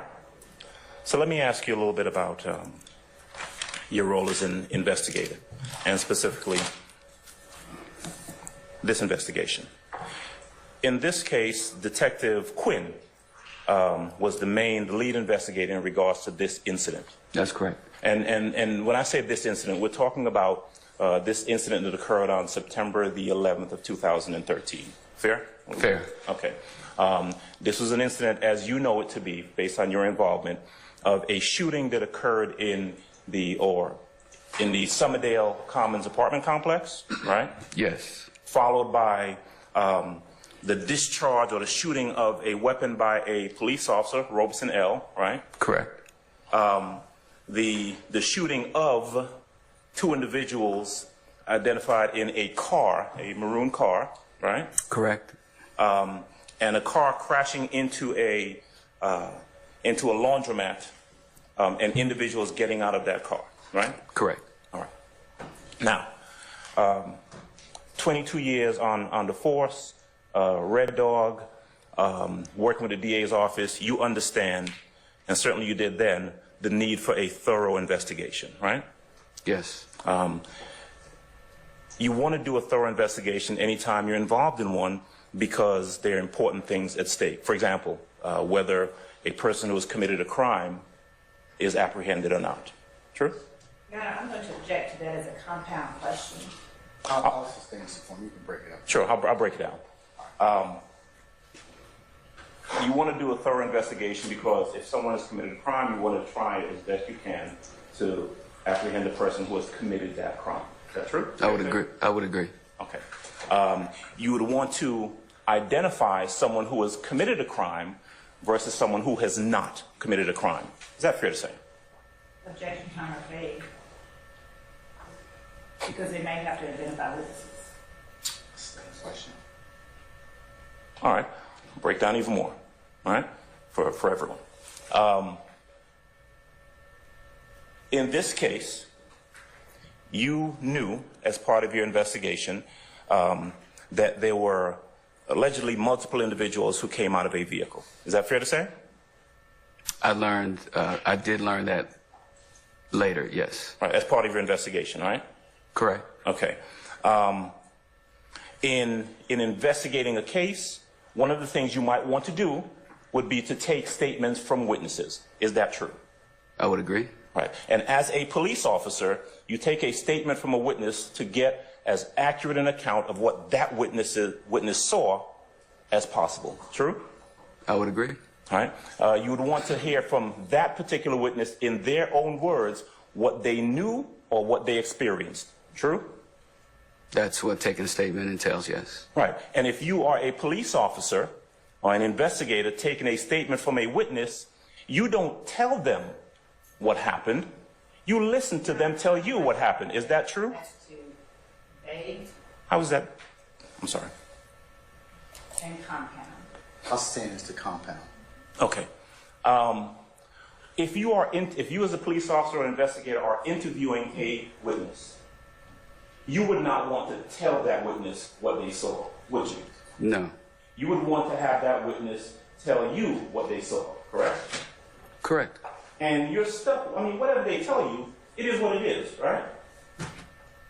Not necessarily, no. Okay, well, if a witness tells you something and you are recording that statement.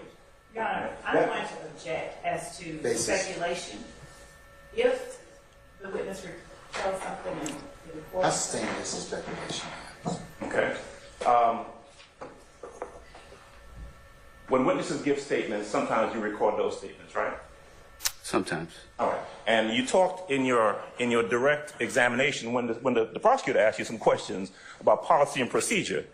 You talked about the need to observe proper police policy, right? Right. It is not proper police policy to erase the statement of a witness and then tell them, now let's start over, right? An official statement, and I think in context, erase in what context? If a witness gives you a statement and you record that statement. Your Honor, objection as to speculation. I sustain the objection. Is it police policy to record a statement from a witness and then erase the statement? There is no policy that exists that specifically addresses that. Okay. Is that proper protocol? It could be. Okay. People, and I think in context, typically interviewing witnesses and sometimes even suspects, more often than not, they lie. Many times witnesses have told lies. Okay. And we, doing this job long enough, understand when we start to see that developing. Right, but I wasn't done. I wasn't finished, sir. Go ahead. Finish for me. So, in that context, when one is taking a statement, if you choose to record that and it is, in your opinion, complete fabrication, it doesn't line up with the facts, we could stop the tape and re-record it. Okay. Once we start presenting facts or challenging that witness or suspect. And then they, I hate to use this word, but a come to Jesus meeting where we're like, okay, this is a lie. You know, you lied. Let's get down to the nitty gritty now. Is it your role to make a determination as to when someone's lying or not? Objection, Your Honor, as to vagueness. Oh. In what context? I sustain the objection. In the course of a police investigation, right, if a witness gives you a statement, right, is it your role to determine what statement is true and what statement is not true? Your Honor, this is speculation. I sustain the question. When you record statements, is one of the reasons that you're recording the statements for purposes of perhaps passing that information on to, let's say, a prosecutor's office later on? Yes. When you record a statement as an investigator, is part of the reason that you're recording the statement so that you can later on go back and look at or listen to what a witness said? That's part of it, yes. When you record a statement, is one of the reasons that you record a statement so that you can compare that witness's statement against other witnesses' statements? That would be corroboration, yes. Right. And so if a witness gives you a statement and you erase it, you no longer have that statement that was given previously. Is that right? I'm sorry. I'm trying to finish my question. Yeah, I followed your question, so I apologize. I object as to speculation. I sustain the question. In this case, are you aware of any statements that were taken and then subsequently erased? No.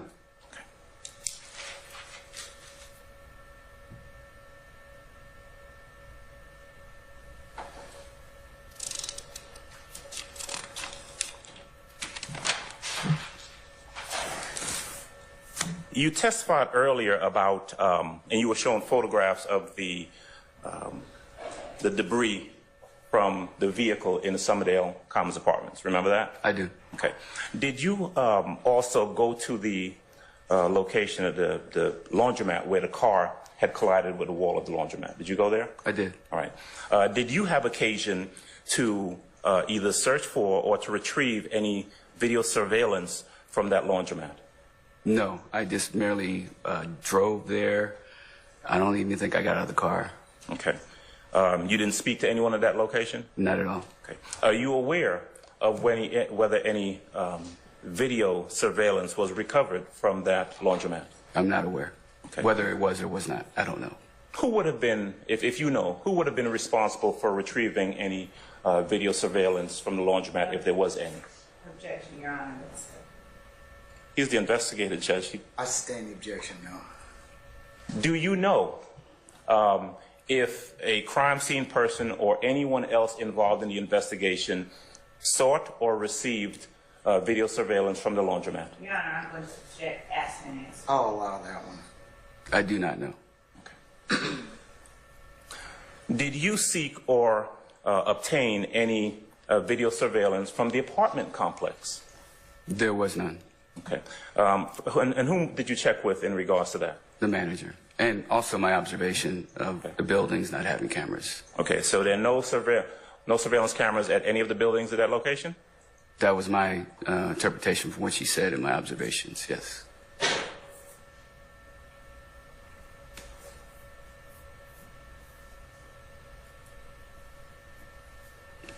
You testified earlier about radio traffic and communicating with, was it Investigator Quinn that you communicated with over the radio while you were at the crime scene? I don't believe that's what I testified to, but I could have. Okay. It wouldn't be uncommon for me, he and I, to communicate over the radio. Okay. Did you testify previously that there was someone that you were talking to on the radio where you had to switch channel to talk to someone? I think my testimony was not specifically me communicating with someone. It was generally speaking of what happens in a chaotic scene like that, where the dispatcher requests all the units on the scene to switch to what's called a TAC channel. Okay. Were you monitoring the radio traffic during this during the investigation, and obviously you arrived after the fact. So were you monitoring the radio traffic afterwards? I think so. For clarity, when you were at the scene. So there's several channels that are involved here. You have Zone 3, Detective Radio, and TAC. So specifically, which any? I was probably still on Detective Radio. I just don't specifically recall. Okay. And then when the dispatcher advises people to go to TAC, I likely switched over to the TAC channel as well. Okay. Were you involved in looking for any suspects on that day? No. Okay. Were you involved in assigning anyone to look for any suspects on that day? I was not. Were you involved in taking any descriptions of possible suspects on that day? I did take 2 statements from 2 of the officers involved. I don't recall in my questioning. I would object to any testimony that is hearsay from anyone not existing. I've not asked for any hearsay testimony, Your Honor. The question was whether or not he, or a specific question did not call for hearsay. Actually, I'll ask the question again. Wait a second.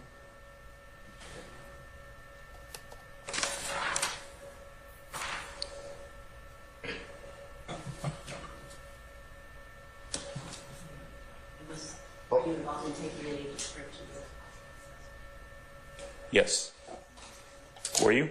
Yeah, you can answer that. Can you answer the question again? Were you involved in taking any descriptions of potential suspects on that day? I could have. I took 2 statements from 2 officers. I don't recall whether I specifically asked them to give me those descriptions. I may have. I'd have to read their statements. Okay.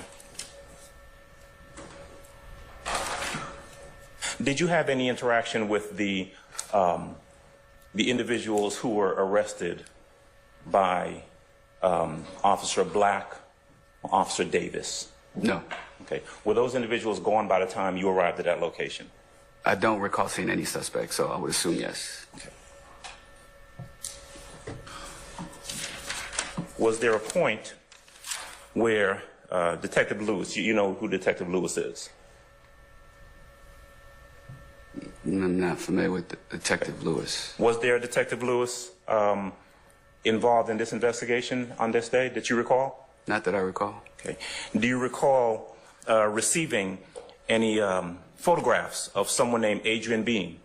I'm sorry, I do recall. My memory is reflected. Tracy Lewis. Detective Lewis did send me a photograph of Adrian Bean. Okay. What did you do with that photograph of Adrian Bean?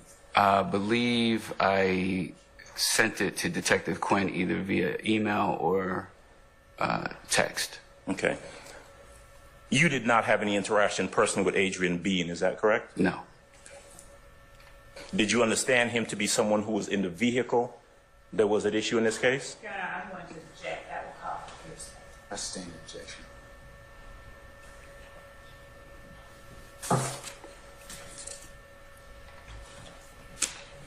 All right. Let's go back a little bit and talk about the evidence that was shown to you by the state last week.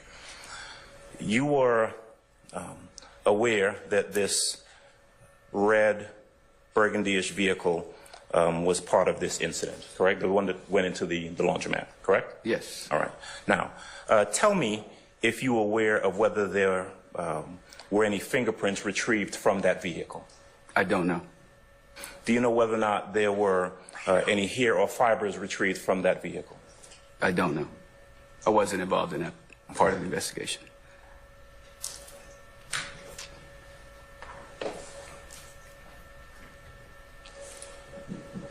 The bullet defects that you were shown last week, remember you were shown a photograph of, when I said bullet defect, a hole in the window in building 300, I think? Yes, sir. Where a bullet had gone through. Was the bullet defect or the bullet itself actually retrieved from the wall inside of that apartment? It was not. Were you or anyone else able to determine which gun or what gun fired the bullet that went through that window? No.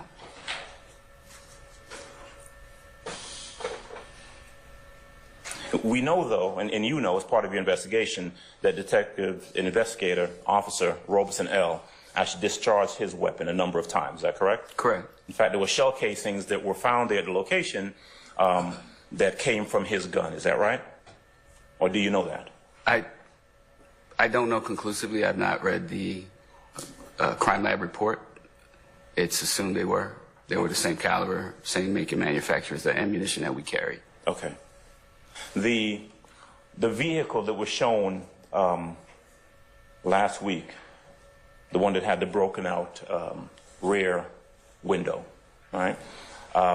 Was there a bullet fragment or bullet or anything found inside of the vehicle that actually made that broke the window? Was a bullet retrieved? I wasn't involved in that part of the investigation. I don't know. Would it be fair to say that you don't know, we don't know what bullet actually broke that window? Your Honor, I want to object to that call for speculation. Do you know? Still calls for speculation. I'm saying objection.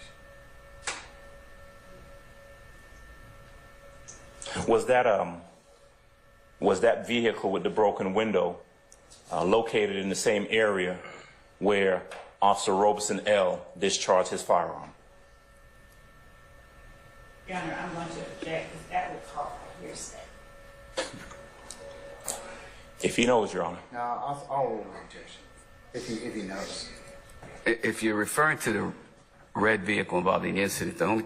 No. I'm sorry. No, the one that had the broken out rear window. I guess it was a silver vehicle. I'll tell you what type of vehicle. Suburban. Suburban. Was it a Suburban or a Tahoe? Or the SUV. Right. You know which one I'm talking about. I understand which vehicle you're speaking. Can you ask the question again, please? Yeah. Was that vehicle located in the same area where Officer Robeson discharged his firearm? It was located in the same apartment complex, and I think area is a vague term. I'm not sure what you mean by area. Well, do you know... Proximity of where shell casings were was not far from there. So, do you know where it was Officer Robeson was when he discharged his firearm? And Your Honor, that would call for hearsay, so I object. I'll stay in the objection. Do you know where the shell casing from Officer Robeson L's gun was located in the complex? I object, Your Honor. That would call for speculation. That's based on his observation, Your Honor. Yes, I'm a standing objection. Did you see the a 40 caliber shell casing? I located 3. Okay. Where were they located? Can I refer to my report? Absolutely.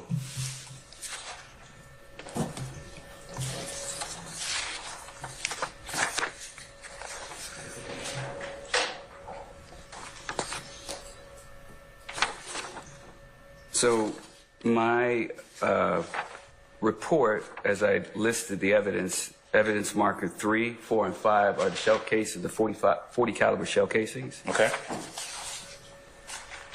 And when you are measuring evidence, you pick 2 points of reference, point A and point B, to triangulate the evidence. Point A, this for the purpose of measurements, was the southwest corner of building 100. Point B is the southeast corner of building 100. So do you want me to actually give the measurements, sir? No, I don't need the measurements. Oh, that's the only thing I can testify to. Okay. You know generally where they were located in the apartment complex. Is that fair to say? I do, according to my measurements, yes. Okay. And so, knowing where those shell casings were located, and do you know where the vehicle, the SUV, was located that had the rear window shot out? Yes. Okay. Were those shell casings in close proximity to that vehicle? Your Honor, I would object to too vague, too close. I stand in objection. Give us, if you would, don't say close or far or around. Just give us the measurement, the distance from the shell casings to the vehicle. There is no measurement. So we don't measure. The measurement is for the evidence location. But based on my diagram, I can testify the vehicle was by the front gate, leasing office, and shell case, well, the casings, evidence marker 3, 4, and 5, the 40 caliber shell casings were just across the entrance gate, and just thinking back and looking at the photographs, I would estimate probably 50 feet. 50 feet. Give or take. Thank you.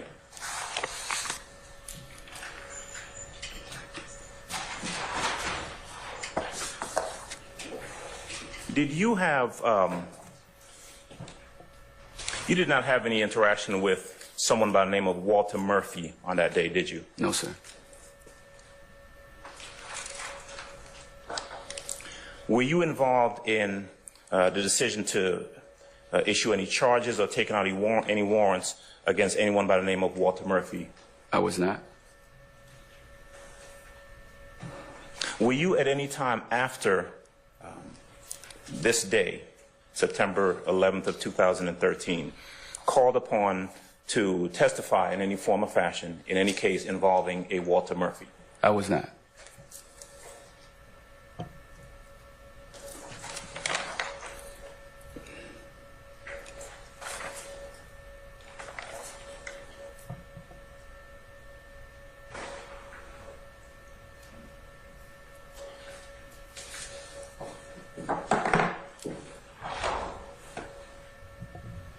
So,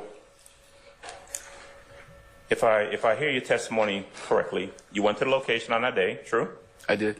You drew the legend that kind of made reference to where the different items of evidence were, correct? I did. You drove to the laundromat, true? Yes. You did not interview anyone arrested in this case, correct? Correct. You were not the lead investigator. I was not. You spoke to 2 officers, correct? I took statements from 2 officers. Okay. Was Officer Porter, Bridget Porter, one of those people? Yes. Okay. Without telling us what she said, were you able to get a written statement, or a statement, I don't know if it was written or not, from Officer Porter? Yes.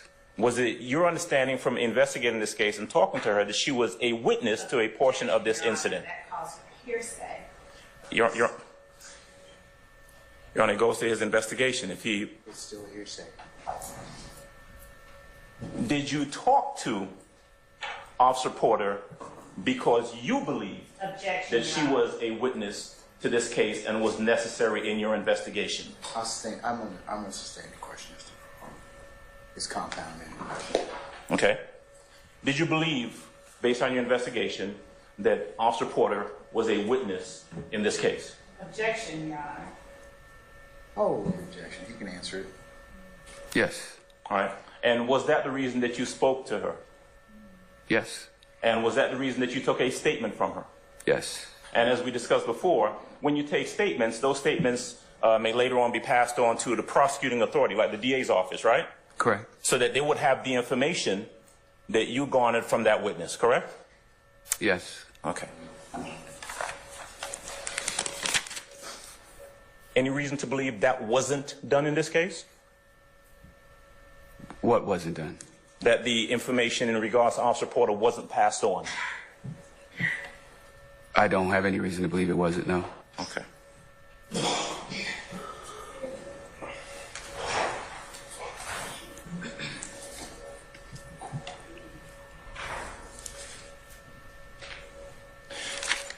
Did you leave, I mean, have I properly summarized essentially what you did in regards to this case, or was there something else that you did? Object as to testimony regarding properly summarized.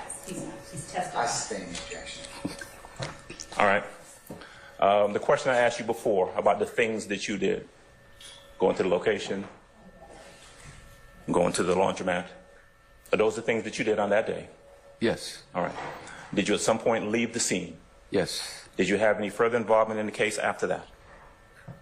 Taking 2 statements back at homicide, yes. Okay. And after that, anything else? No. Okay. One moment, please. Yes, sir. How many murders did you investigate in Jonesboro South Apartments? My recollection, personally, 2 that I can recall in my 17 years. How about drug crimes? In the 90s, I think maybe 3 or 4 arrests. I personally made in Jonesboro South. Was Jonesboro South a subsidized housing community? It was part of the Atlanta Housing Authority. And when you investigated drugs and murders in Jonesboro South apartments, did you have an occasion to talk to members out there in the community? I did. Did those members in the community talk back to you and give you helpful information? Yes, often. Were there ones that did not? There were some residents who were not helpful.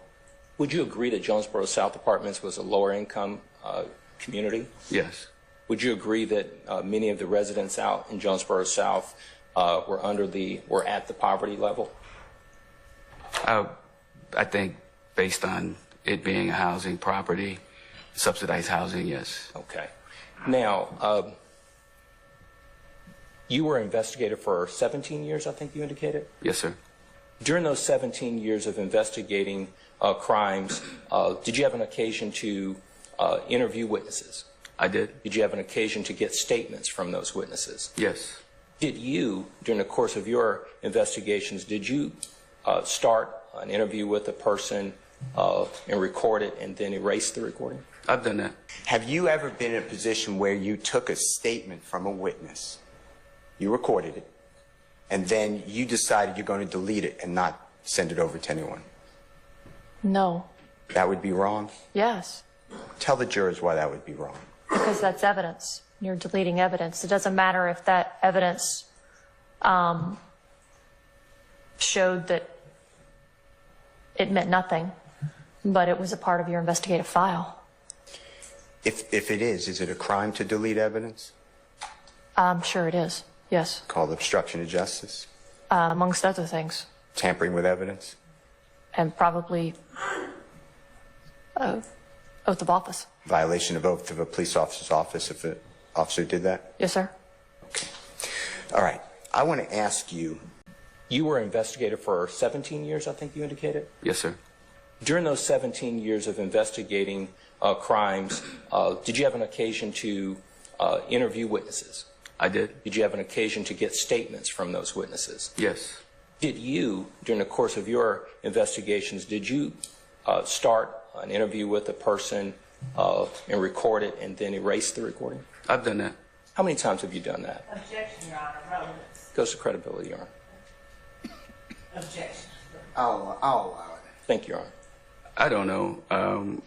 As I testified before, in context, many times I would have a tape recorder just running in my lapel, in my pocket, and knocking on doors. And again, as I'm interviewing someone or witnesses especially, they would lie. I would have facts or have a feeling, even not even knowing. And then through the conversation, start over and say, okay, an official statement, and then speak on the official statement that what you told me before was untrue, and then record that statement and submit it. So you're using the term official statement. When does a statement become official to you? I think once we get down to them understanding that they have lied, if it's a lie, and we start getting to the facts of the statement, it's official.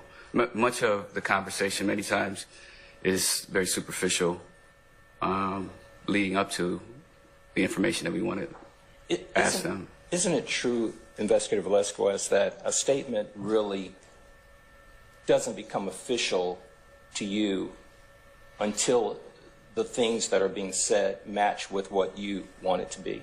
Objection. Argumentative. I sustain the objection. When the information that a witness is disclosing to you does not line up with whatever your other course of your investigation or the information that you have, it's not official at that point, correct? It could be if that's their statement. If taking statements where clearly the person is lying and they're sticking to that story. And then that's what I'm left with. Okay.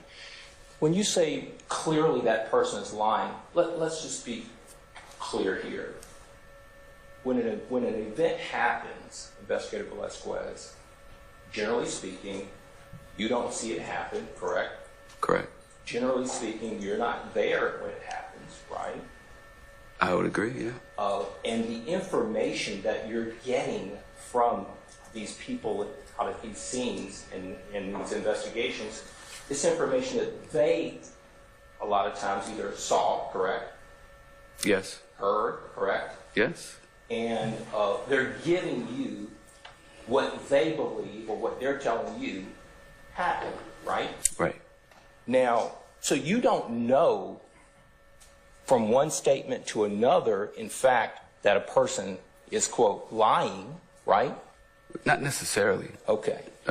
Many times when you take statements, there's several people who may have observed the same thing. Okay. And especially if 2 people or 3 people are involved, if it's several witnesses that are part of a group, Okay. And one gives a statement that is in contradiction to the other, then there's a determination on who is telling. Someone's lying. Okay. So, Can you direct the jury to anywhere you're familiar with the Atlanta Police Department standard operating procedures? yes. And that is the guideline in the book that police officers, investigators, and law enforcement in general are governed by in terms of how to conduct their affairs as police officers, right? Yes. All right. Is there anywhere in the Atlanta Police Department standard operating procedures, because I've looked, Objection, Your Honor, to the testifying. is there anywhere in those procedures where it says that it is okay or appropriate to record then erase statements? I don't know. I would have to look through the standard operating procedures. There's probably volumes of documents that I would have to review. I just don't know the answer to that. And but for 17 years you operated under those particular guidelines, right? Yes. And would it surprise you that there's nowhere in the standard operating I'm going to object to basis? I haven't finished my question. he is assuming that's not in evidence when he asks would it surprise the witness. I stand there, that's the point, sir. Do you know that there is no area in SOPs that discuss? I'm going to object yet again for the same reason. Same question.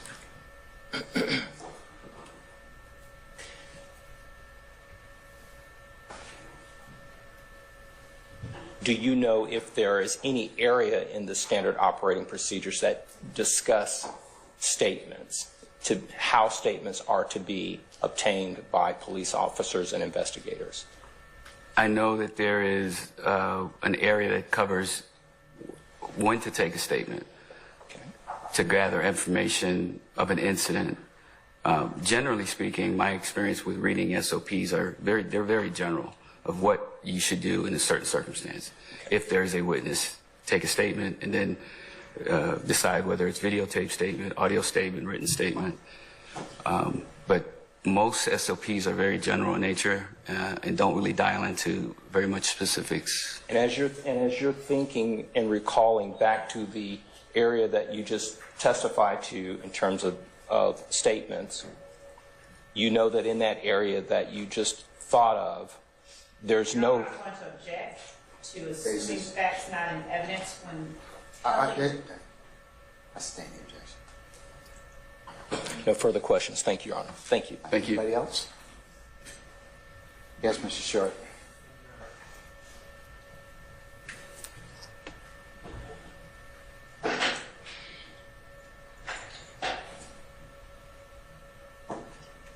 Detective Velasquez. Good afternoon. Good afternoon. You just indicated that in your experience, in your time as a detective, you have erased statements before, correct? Yes. Okay. I'm going to object to the questions concerning as relevance. I'm over the objection. Now, as part of your duties as an investigator, you also write reports, correct? Correct. And reports are, the purpose of the reports are to accurately memorialize what's been done in a case, correct? Correct. Okay. In these situations where you've written reports and also have erased a witness's statement, do you note in your report that you erased the statement? No, what I would note in my report is that he lied and then admitted to lying the first time we spoke or in his first statement. And I think it's assumed that it's not available for review because now we then sit down and start talking about the facts of the case. Okay, so when in your reports, you would make some indication that a previous statement was made. Correct. And if it was obviously a lie, I would indicate in my report that that person was untruthful in our initial encounter, and then subsequently another statement was made and it was memorialized and included in the file. Understood. You know what discovery is, correct? I do. Okay, and you're aware that the police reports that you write are eventually passed along to defense attorneys, correct? Correct. And you're aware that statements that are recorded are eventually passed out over to defense attorneys as part of discovery, correct? Yes. Okay. You would agree that it's important to know what witnesses say? Yes. Okay. In the event of you personally erasing statements, the defense attorneys would have an opportunity to view your report, correct? Yes. And see that there was initially a lie. I'm sorry. There was initially a lie told, correct? Correct. Based on your belief that it was a lie. Or my belief that the person I'm speaking to admitted that they lied. Okay, fair enough. You would agree, though, through discovery that erased statement is no longer available to the defense attorneys, correct? Well, it is because it's memorialized in the report. Do you give quotes in your reports about what was said in the erased statement? I could, depending on, the situation. If it was specific to, like, as an example, the color of a car or a time of day that may be relevant. If that was the lie, I would quote that. And why would you quote that? Because it would be relevant. It would be relevant. That would be the lie. Right, and it would be relevant and important for defense attorneys to know what was said, even in the lie? I don't know. I mean, I think my obligation would be to memorialize it and turn it over to the DA's office and the legal ease that happens between both sides. I think that's beyond my interpretation. But you do view it as your obligation to at least memorialize it? Yes. Okay, thank you. Nothing further. Any further questions? Any redirect? No, Your Honor. May retired Detective Velasquez be permanently or temporarily excused as a witness at this time? You may be correct. Thank you. All right, sir, I'm going to permanently excuse you as a witness. I thank you for your time and patience with us, and thank you. Please don't discuss your testimony with anybody except the attorneys in this case, okay? Yes, sir. All right, thank you, sir.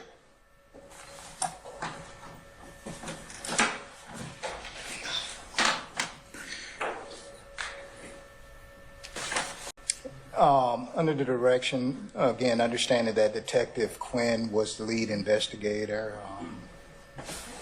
And I have just a couple more questions for you. And did you take a statement from then Officer Ashley Davis? Yes. I'm going to show you State's Exhibit 128C, which is already a part of evidence, and I don't want you to read anything. I just want you to acknowledge whether or not this was a statement. And you can flip over. Yes. Thank you. Just 1 second. You also interviewed a person at Grady by the name of Frederick Croker. Yes, ma'am, I did. And did you watch or review any of the interviews of other persons, Derek Dotson in particular? Yes, ma'am.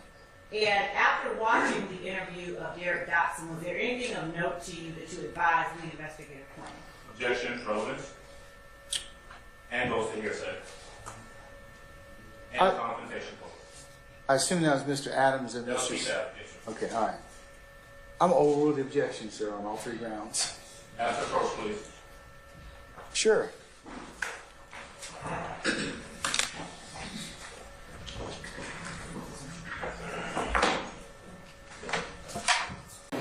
Okay, so what contracts? So we've done some in the past for maybe 25,000 for like 6 months, a year, and that saves us money because if we have to hire an employee, with the still 69% benefits, that would cost us a lot of money. So we use short-term contracts so that we can save money. Yeah, black guy can't do wrong. Context evidence to this particular issue. Okay. Okay, or rephrase the question. Yes, okay? I'll rephrase. Okay, all right. And other than collecting and inventorying the $970 and interviewing the witness, Mr. Prothrow, did you have any other specific responsibilities that are related to this case? No, ma'am, I don't recall any other responsibilities other than that. I would like to clarify. Without, so there has been a specific objection. So, Your Honor, if I may, I don't want to. Detective, you can only answer the question that's been posed to you, okay? Okay. All right. Your Honor, the answer was to fill up to the microphone. Yes. Is that better?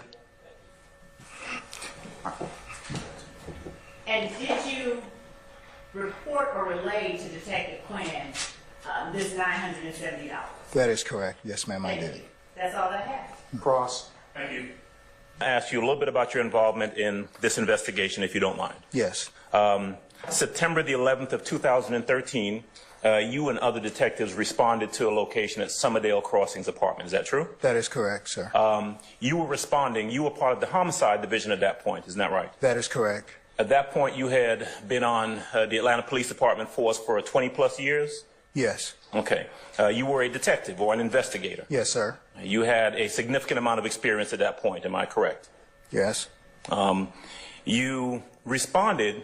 This wasn't a homicide, but you responded because this was an officer-involved shooting. Is that correct? Yes, officer-involved shooting. That is why we responded to it. And you arrived at the location, but you were not the main detective. The lead detective on the case was Detective David Quinn. Is that correct? That is correct, sir. Would it be fair to say that you would have taken your instructions in terms of what you needed to do from that detective? That is correct.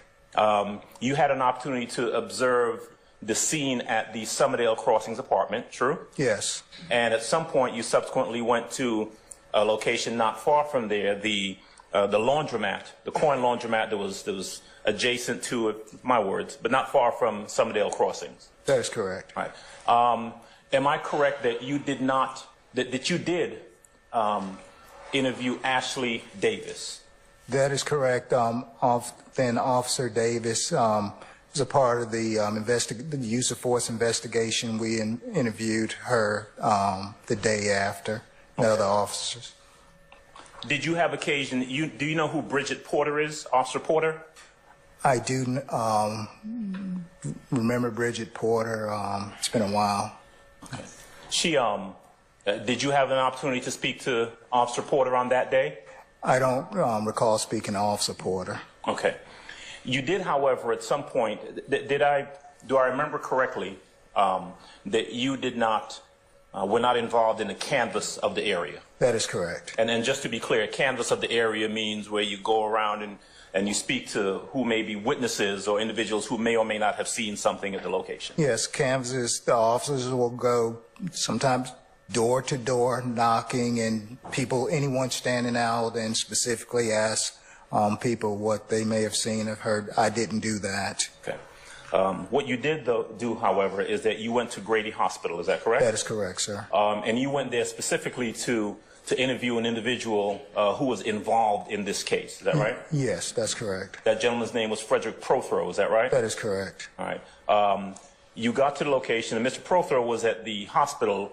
He was being treated for a gunshot wound. Isn't that correct? That is correct. And you had an opportunity to see him and meet with him. Is that correct? That is correct. You had an opportunity to speak with him. Yes. And as an investigator, detective, I don't want you to tell us what he said, but he did in fact speak to you. Isn't that right? That is correct, sir. And as part of your normal and customary duties as an investigator, you recorded that statement. Is that true? That is correct. And would I be correct that you recorded the statement because that is a normal part of an investigation? Isn't that right? Yes, sir.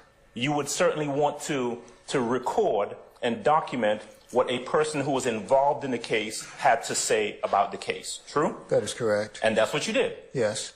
Nothing unusual about that, right? That is correct. It is customary for investigators or detectives to take the statement of witnesses who might be involved in a particular case. I'll rule the objection. Go ahead. You had a recording device with you. Yes, sir. Now, when you spoke to Mr. Prothro, again, I want you to tell us what he said, but you would have listened to what it was he was telling you, correct? That is correct, sir. And as an investigator, one of the things that you do is you record those statements because you might need to use that statement later on, right? Yes. In fact, you might want to take that statement and compare it against other items of evidence or other statements that you may have in a particular case. Isn't that true? Yes, that would be the purpose of it. And you did so in this case. Yes, sir. You did not at any point make a judgment about whether or not Mr. Prothro was telling you the truth or not, right? No, sir. Your job as an APD, Atlanta Police Department detective, is to take the statement as it was told to you and record it, correct? That is correct. It would not be proper for you to make a decision that you didn't believe what he said and then to erase that statement. Objection, Your Honor. Basis. Testifying, assuming facts not in evidence. I sustain the objection. Is it proper Atlanta Police Department policy to erase the statement of a witness once it's given? No. Once a person gives a statement and it's recorded by you, an Atlanta Police Department detective, it is in fact evidence, isn't it? That is correct. And it is improper to destroy evidence by deleting or erasing it, correct? Your Honor, compound. I stand as the form. You can rephrase it. It is improper as a detective to delete evidence, correct? That would be improper. It is improper to erase evidence. Isn't that true? That would be, yes, sir.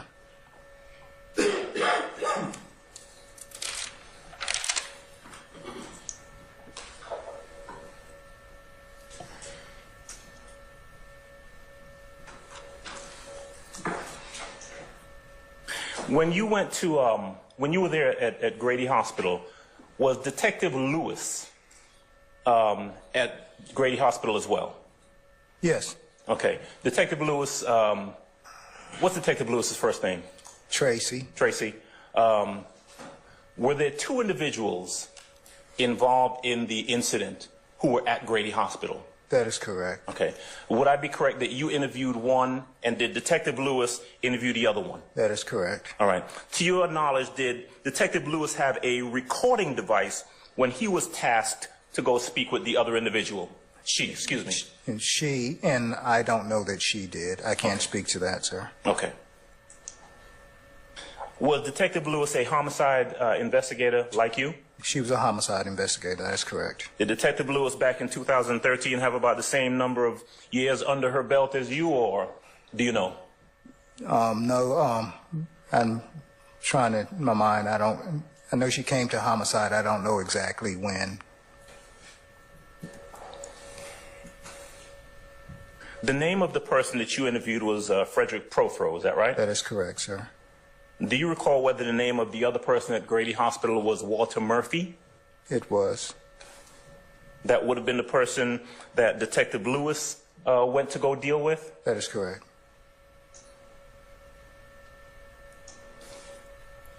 Am I correct that you would have written a report all right, that documented what you did in this case and in this investigation. Yes, sir. That would be customary for a homicide detective to write a report documenting what they did in an investigation. That True? is correct.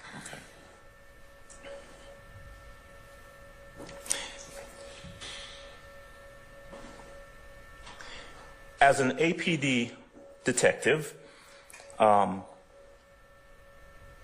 you write a report, Yes, sir. right, you can supplement that report later on. Isn't that right? Yes. Okay. You may add to it, add something. Yes, that is correct. All right. But if you add to it, you would make a notation as to what the difference is, that you're supplementing it, and this is what's being added. Isn't that right? And I'm trying to think of the best way how I do supplements. How it was common practice to do reports, as you would write a report as to something. Sometimes you may have a running report that on such and such date this happened, and then somewhere under there another date. So I don't know that you would just go back and say, well, this is addition to that. It would just be something else that you've learned, and there'd be chronicle like that. Right, because it's important to document if there's additional information that comes in. Yes. That you then put on a separate report. Yes. Right? All right. And that is common practice with Atlanta Police Department Yes. detectives. Well, it's generally what I would do. Yes. All right. One moment, please. Yes, sir. I believe that there is a lie or something of that nature that's being told during the course of an investigation by a witness. Your Honor, I would call objection, cause for speculation. I stand the objection. Are you familiar with the crime false statements? Objection. Making a false statement? Yes. Hold on, sir. Hold on. Yes, I'm sorry. That's all right. I stand the objection. Okay. Are you familiar, Detective Calhoun, when a person during the course of an investigation, if they make a false statement to you, what do you do with that? Objection, relevance, and cause for speculation. I stand the objection. Have you ever arrested anyone for making a false statement? No, sir. Okay. Has anyone ever made a false statement during the course of your investigations? Yes. Okay. It's discretionary in terms of whether you would make an arrest for false statements? Yes, I would say it's discretionary. People, for one reason or another, may withhold something until you find out that something is different, and you go back and confront them with it. Well, you said this one time, why did you say that? It's right. Part of an investigation. And as a homicide investigation, you're investigating murders, correct? Yes. You're not generally investigating false statements, correct? That is correct. And that's probably the reason that you make a decision not to make an arrest on a false statement, correct? I stand the objection. Nothing further. Thank you. Anybody else? Yes, Mr. App. Thank you, Your Honor. Detective Calhoun, good afternoon. Good afternoon, sir. My name's Jay Apt. Nice to meet you.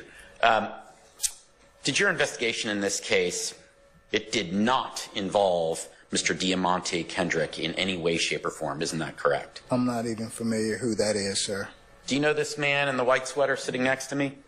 No, I don't. You don't know him at all? I don't. Thank you. No other questions. Anything further from anybody? Any redirect from the state? You want to get into in the future, work-wise? Work-wise, I want to get into electrical wiring. Do you have some familiarity with that in your past? No, sir. And who lives with you at your apartment? Just my dog. What kind of dog is A Chihuahua mixed with a Jack Russell. Oh, the objection. it? What's their name? Bubby. Now, Mr. Pass, now, when y'all pulled into the apartment complex, what happened?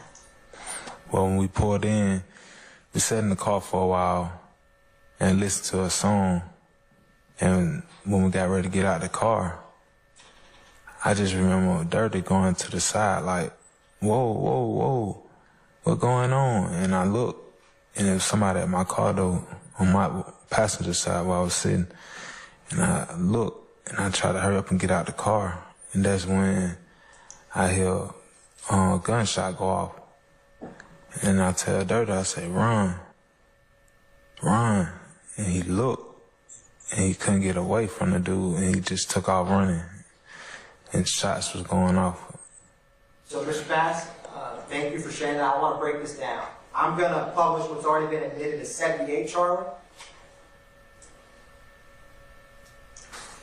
Now, Mr. Bass, do you recognize anything in this photograph, however big or small? The tassel in the car. What do you recognize about that? It's the same tassel from the high school I went to. Now, using this car as an example, you all pulled in the apartment complex. Would you have been on your left and my left in the photograph when you were seated in the car? I would have been on your left. On your left. And would Mr. Dotson have been on our right? Correct. Now, I'm going to also publish what's been admitted as 79, Charlie. Another photograph about to come up, Mr. Bass. They came from the direction of the driver's side. Okay. And in this photograph, you see, it's kind of hard to see, but you see in the top left, there's that white van. Yeah, I see it.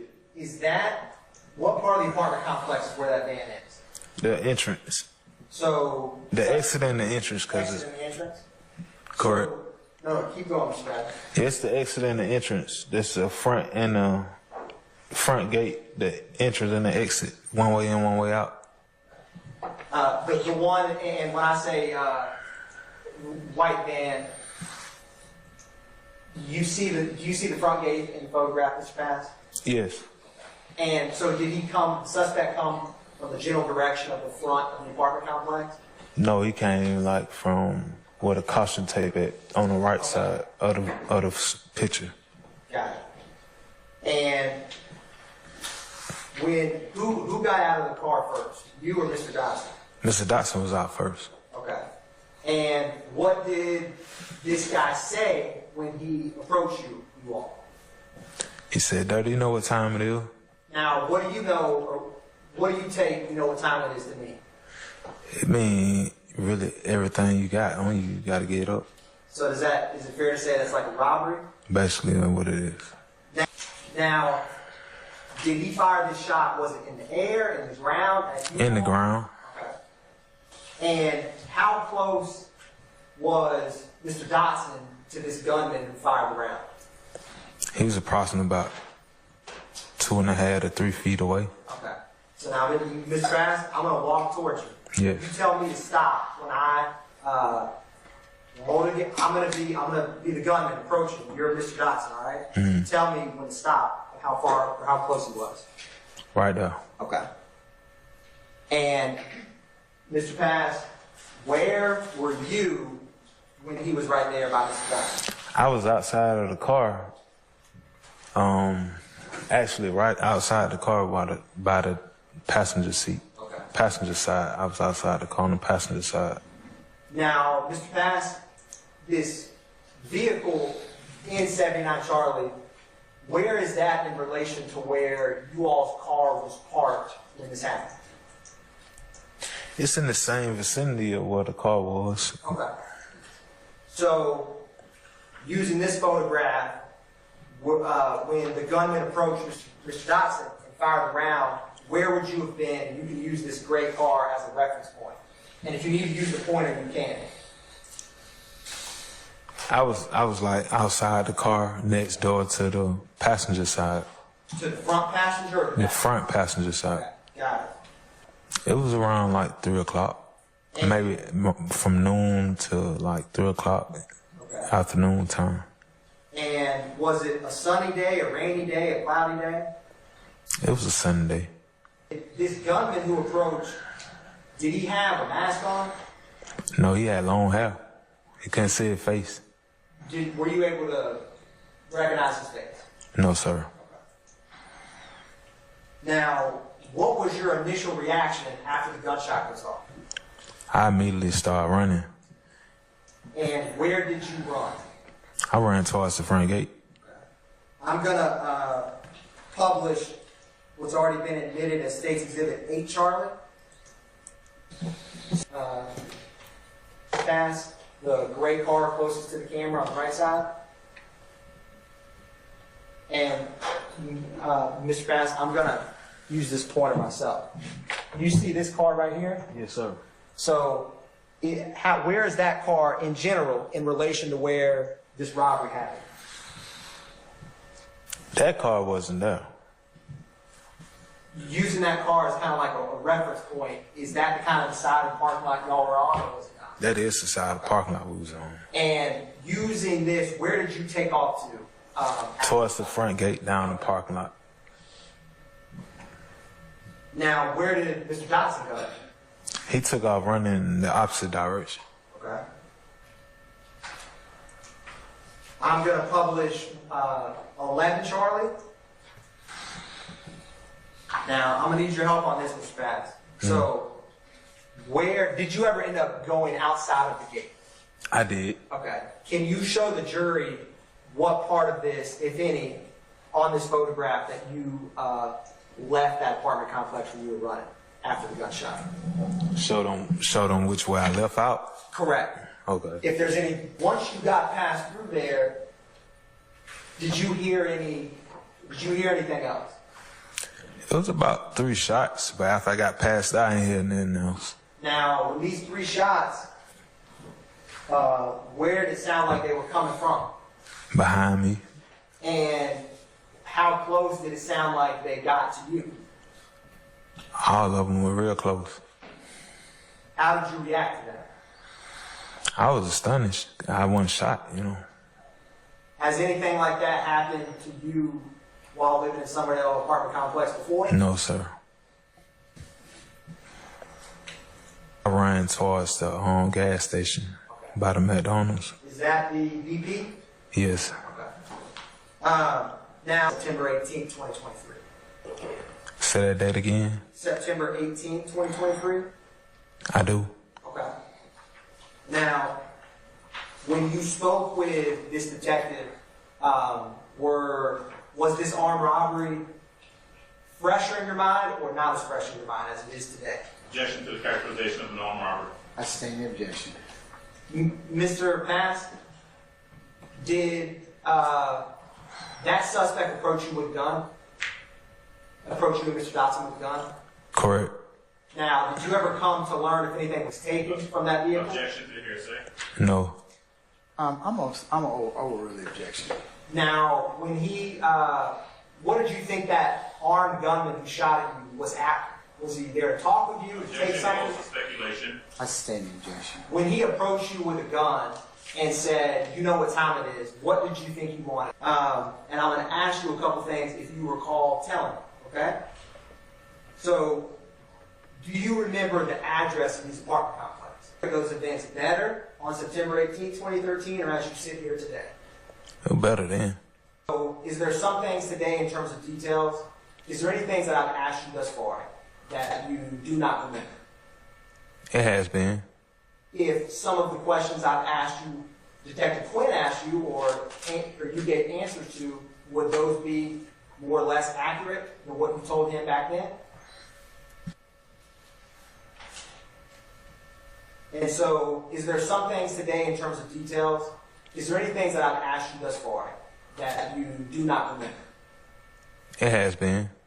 If some of the questions I've asked you, Detective Quinn asked you, or you gave answers to, would those be more or less accurate than what you told him back then? I understand the question. That's all right. It's a bad question. Let me ask another one. So, if I ask you some questions today that you don't know, all right? Would your answers back then to Detective Quinn to those same questions, would they be fair and accurate? Objection, ask and answer. Overrule the objection, Mr. Adams. So I'll put it this way, Mr. Bass. Is there some things, so with some of the things that we talked about today, like the details. Yes. If some of these details you don't remember today, but you talked about with that detective on September 18th, would your answers to those questions that you gave him be correct? Yes. I'm going to overrule it. I'm going to sustain the objection on other grounds, Mr. Adams.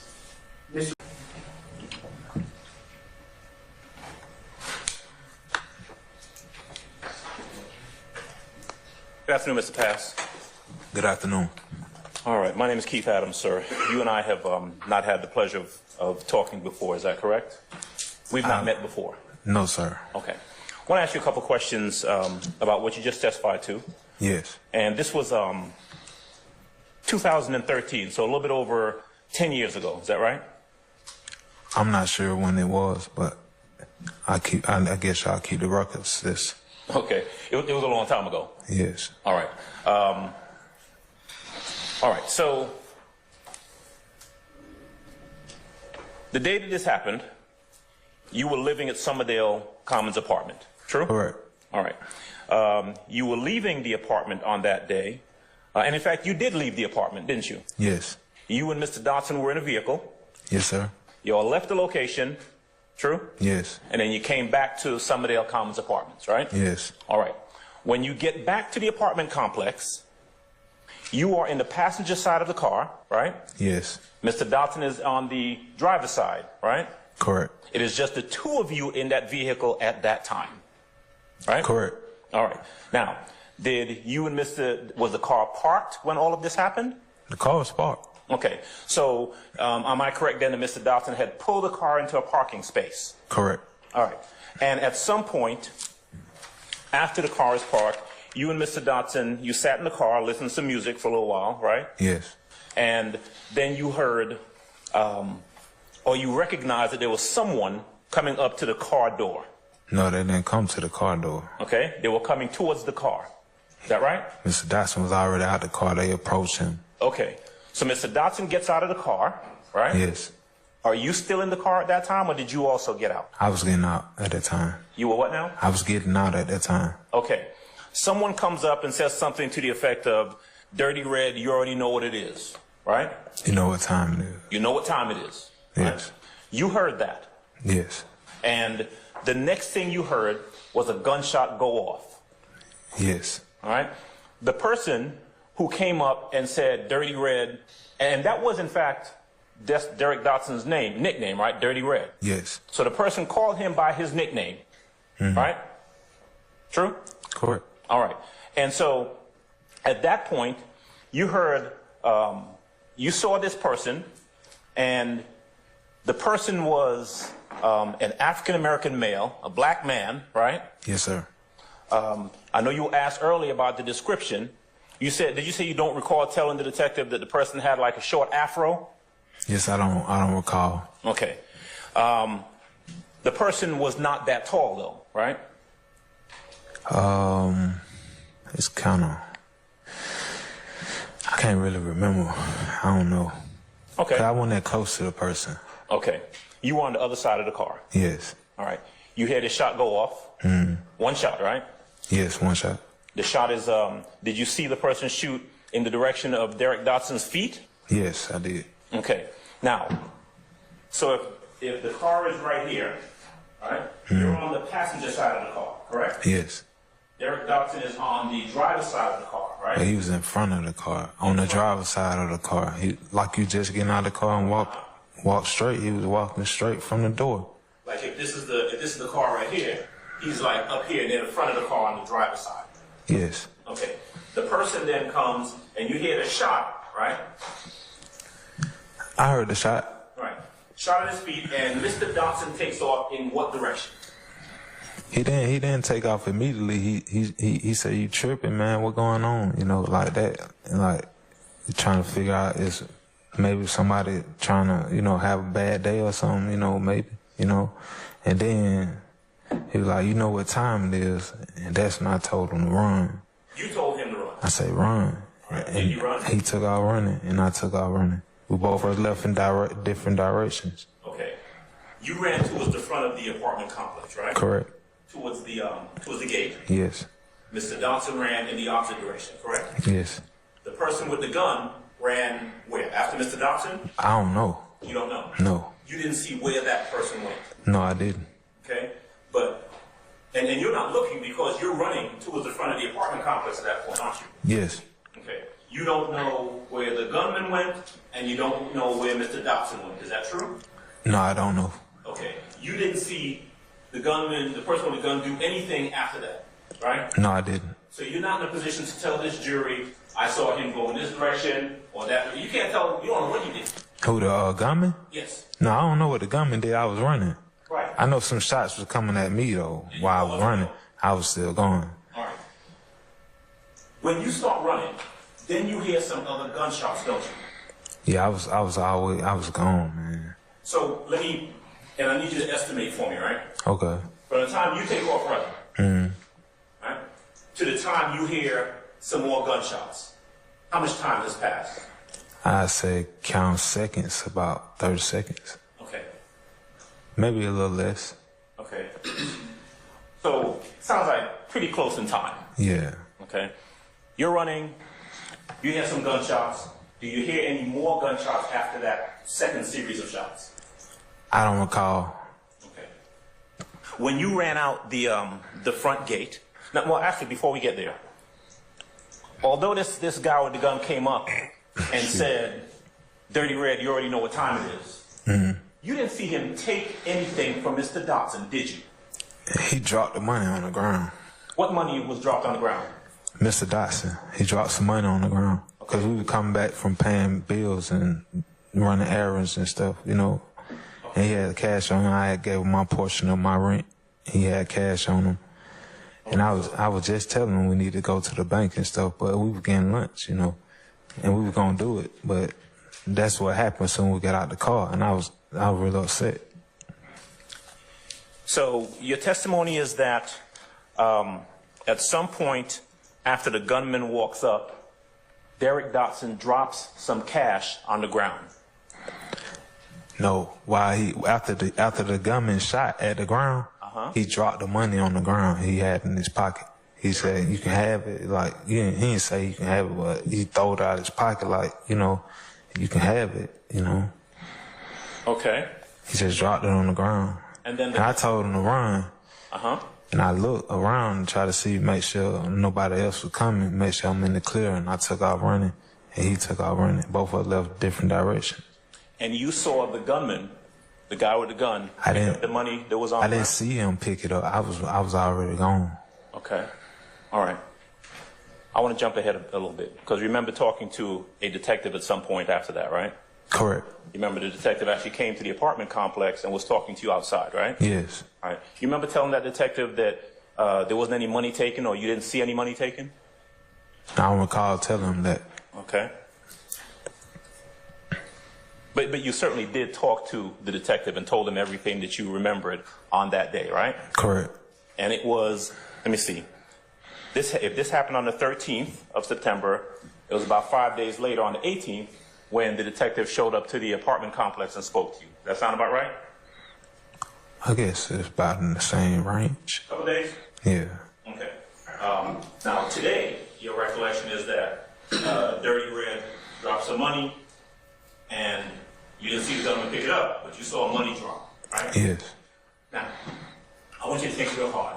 And would you, after thinking about it for a while, admit that that is absolutely not what you told the detective back then? Objection, Your Honor.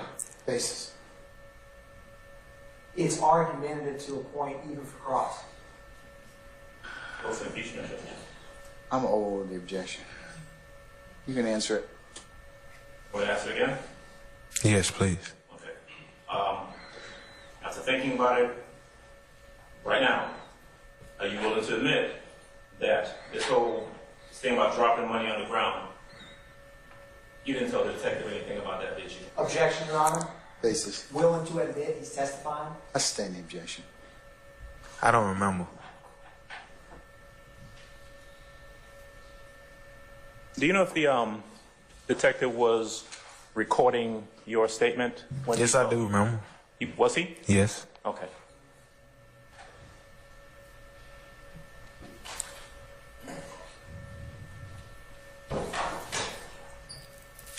All right.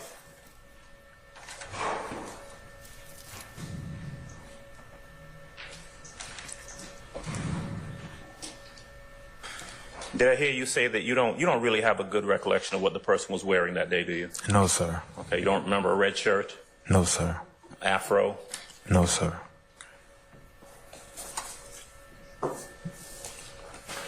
All right, Mr. Pass. That's all I have. Thank you.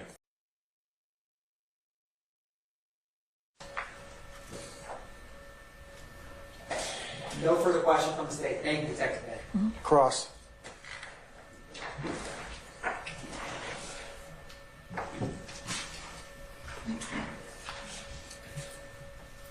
How are you? I'm good. How are you? I'd like to ask you a couple questions if I could. Yes, sir. Okay.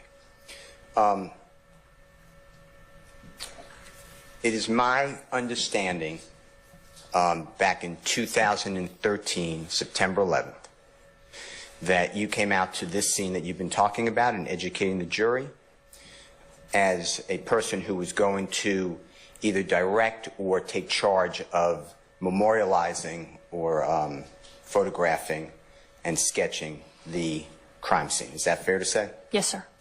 And the crime scene, as you articulated so eloquently, started with the vehicle, the 2004 Nissan Altima. Is that correct? Yes, sir. And did you physically take the pictures, or did you have one of the crime scene techs, at your direction, of course? I know they're civilians, but did you direct them, hey, this is what I want you to do? Yes, the crime scene techs took all the photographs. Okay. And that's under, I assume, you were there, you were witnessing, making sure that it was done to your satisfaction?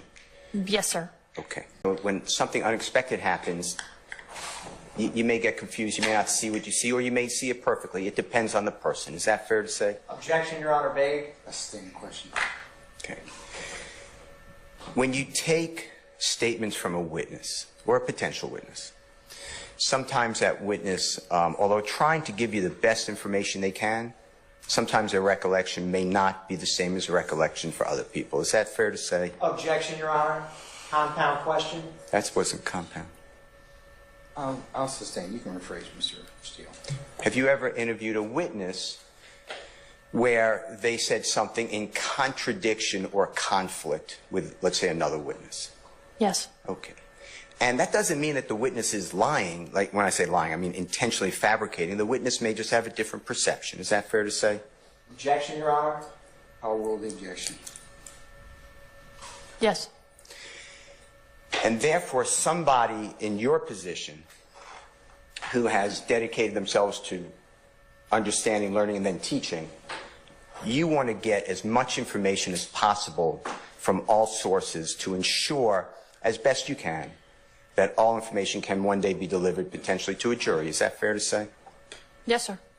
And amongst that, we have tools that are used to analyze evidence. Is that correct? I have no idea what you were talking about. Okay. Photographs. Oh, you mean demonstratives? Sure. Yes. Okay. Yes. You said, I think you articulated at the beginning some of your background. I'm not saying it's all of it, but you studied under the DEA, fair to say? I took an investigative class with the DEA. FBI.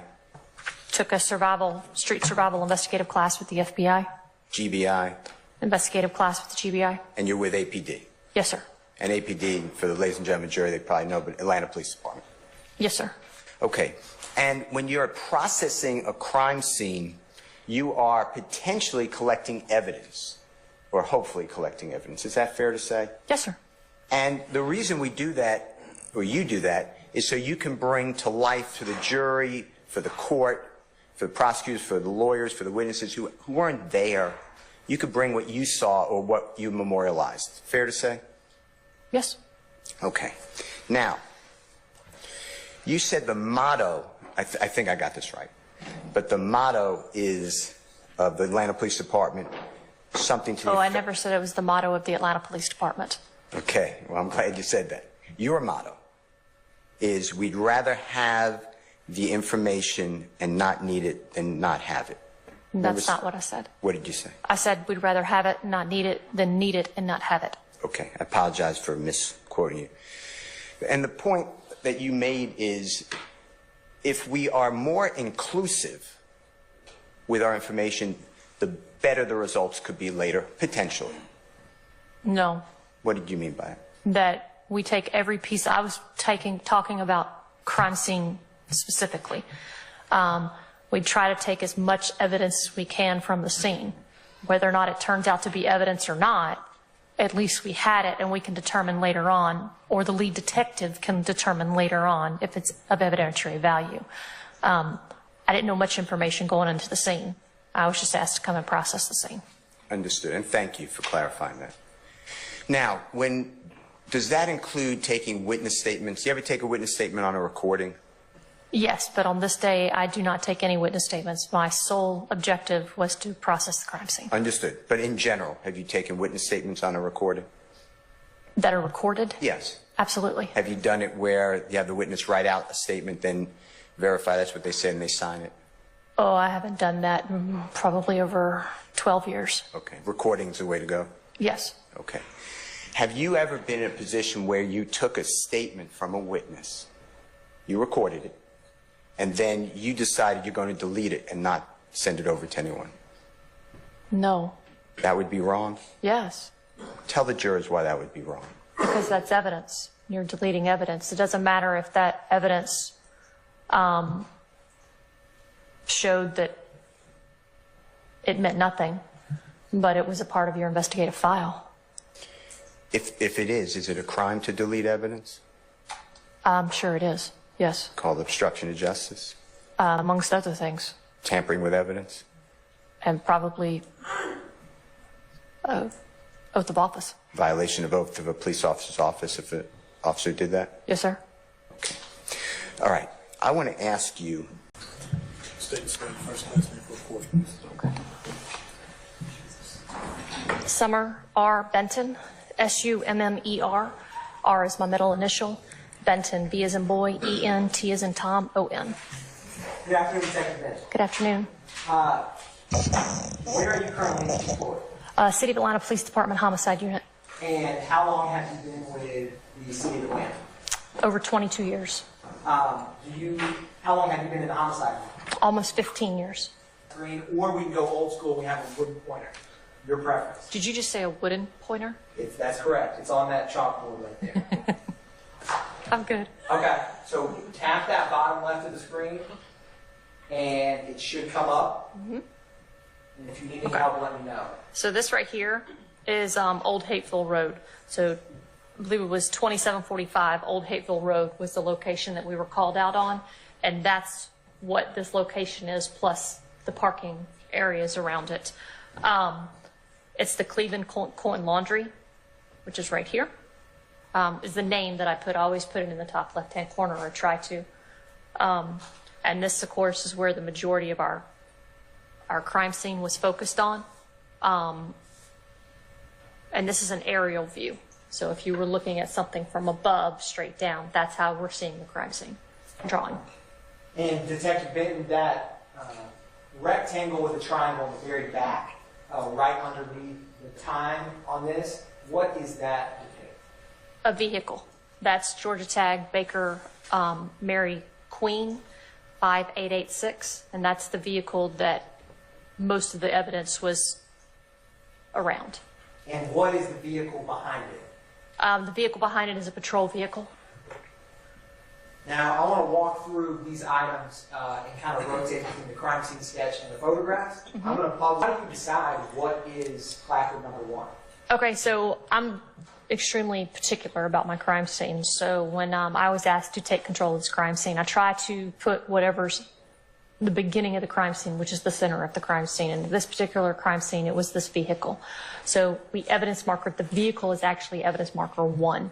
And before we open any vehicle and look at any vehicle, I go through all of everything that's on the outside of the vehicle. So as law enforcement officers, we go ahead and render every gun safe, made sure the slide is back at the chamber, and then we place them in the boxes and let the crime scene techs take them from there. Now, to orient where placard number 8 and 9 is for the jury, publishing 118 Charlie again.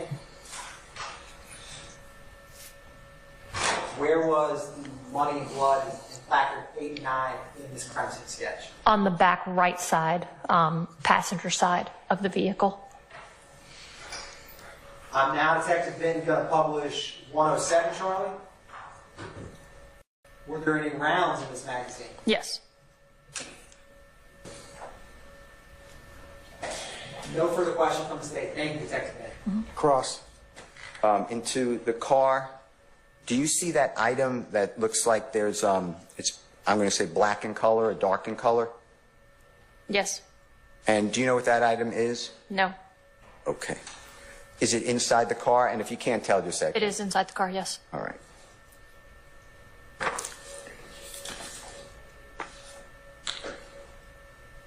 I'm going to skip one number, but I promise you I'll come right back to it. If we could show 157.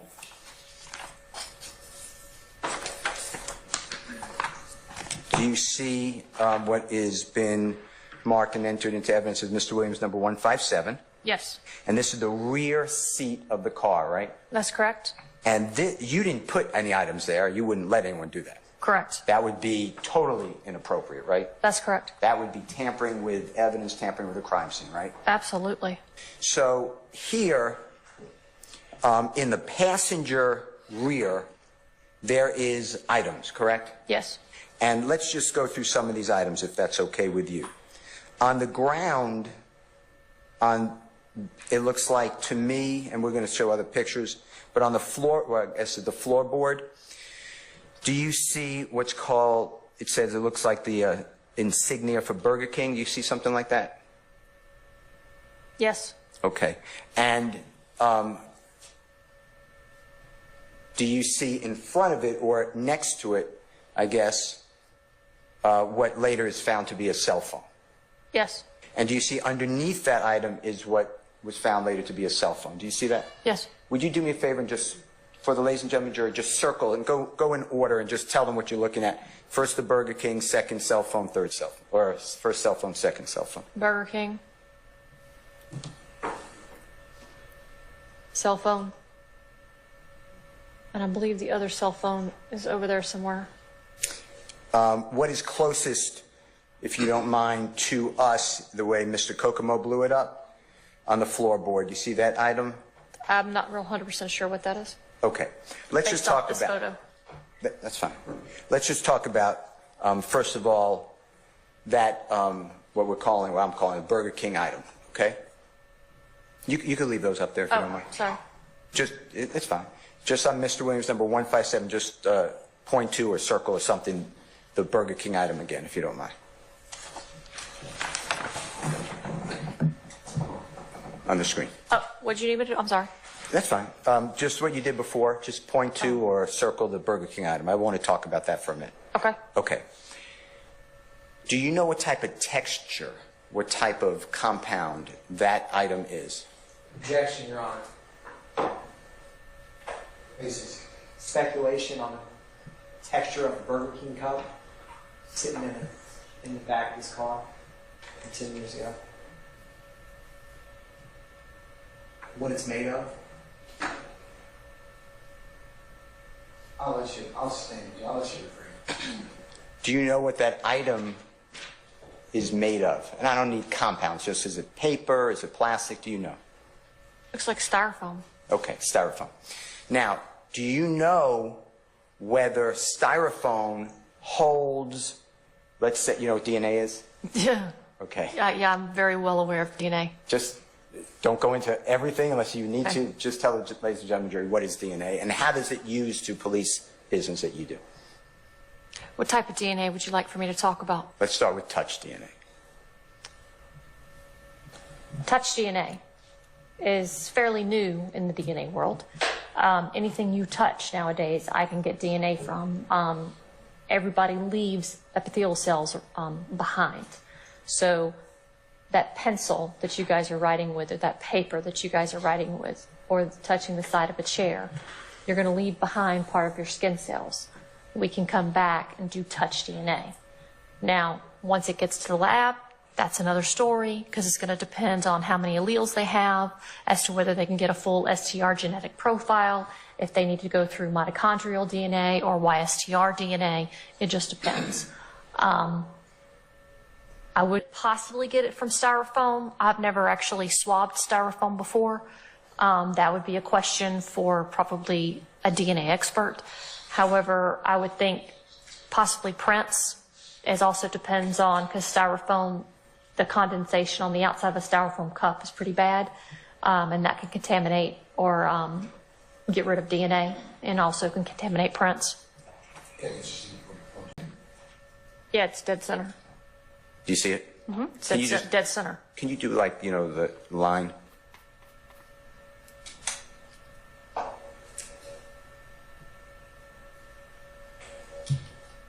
And then go through, if you can, with the red line again. Do you see the, what I'll say looks like a yellow-black pen? You see a tool on the upper center part, a tool looking, it's silver and black handle. Can you do a red mark if you see that item? Do you see, and Mr. Kokomo can make it clear if you need it, but God bless you. Do you see gloves, like work gloves? Mm-hmm. Can you just do something?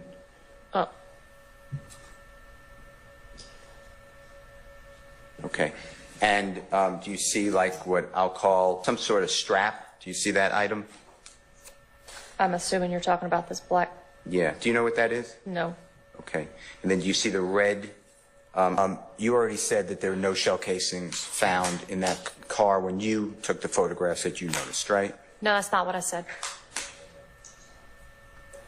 What did you say? I said that I was not looking for shell casings, therefore I did not go looking for them. I did not see any, so I did not look for them. Okay, but you didn't see any. True. I wasn't looking for them, no. Well, if you would have seen one, you would have photographed it, right? Yes, it would have been photographed. It was in plain view, yes. And it would have been collected. No. It would have been left for Detective Quinn? No, I would have called Detective Quinn and asked what he wanted us to do with the shell casing. Okay. Tell the ladies and gentlemen jury any evidence you have that a gun was fired from inside that car anytime from the time that Robertson L. was involved to the time that that car was walked up upon by you. That's not a question I can answer.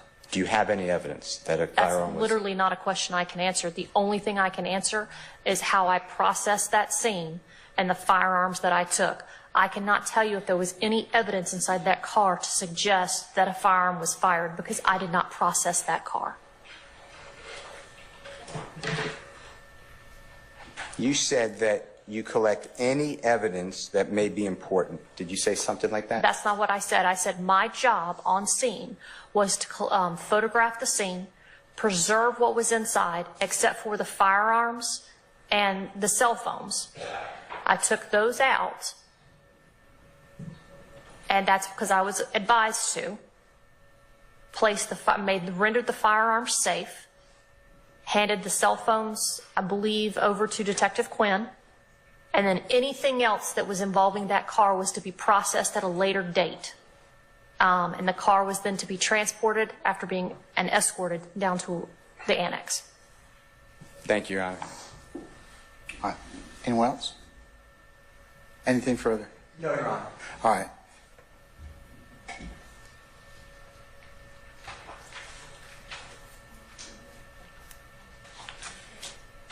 May Detective Benton be permanently temporarily excused the witness. Your Honor, temporarily. All right, Detective Benton, I'm going to temporarily excuse you as a witness.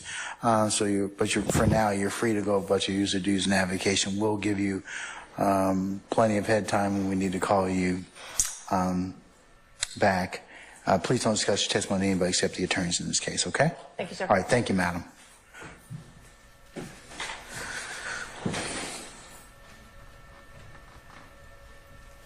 The video? No. Okay. Is there a specific person in charge of collecting relevant surveillance video? Yes, our Homeland Security Unit. You said Homeland Security Unit? Yes. Okay. And is that part of APD? Yes.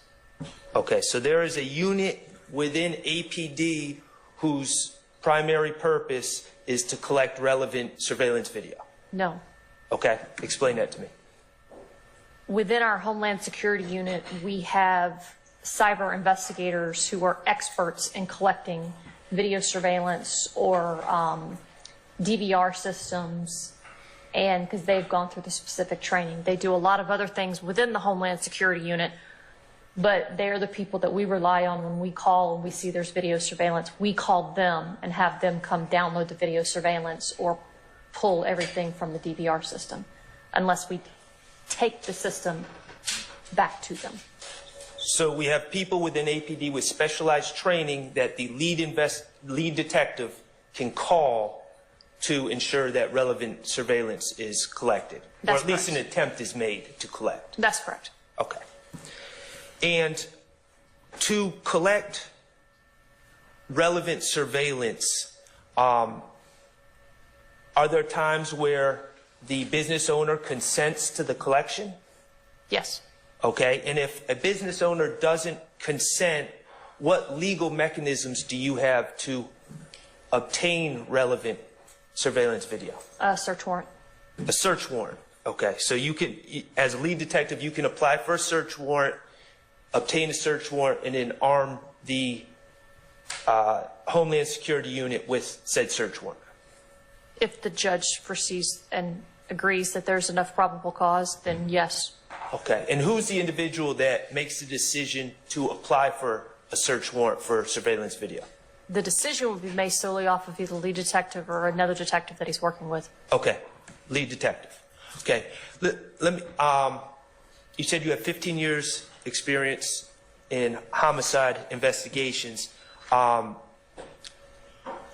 like to talk about time frames for the availability of videos. Is it fair to say, before I go into specifics, is it fair to say that the time frame for the availability of video differs from business to business, system to system? That's correct. Okay.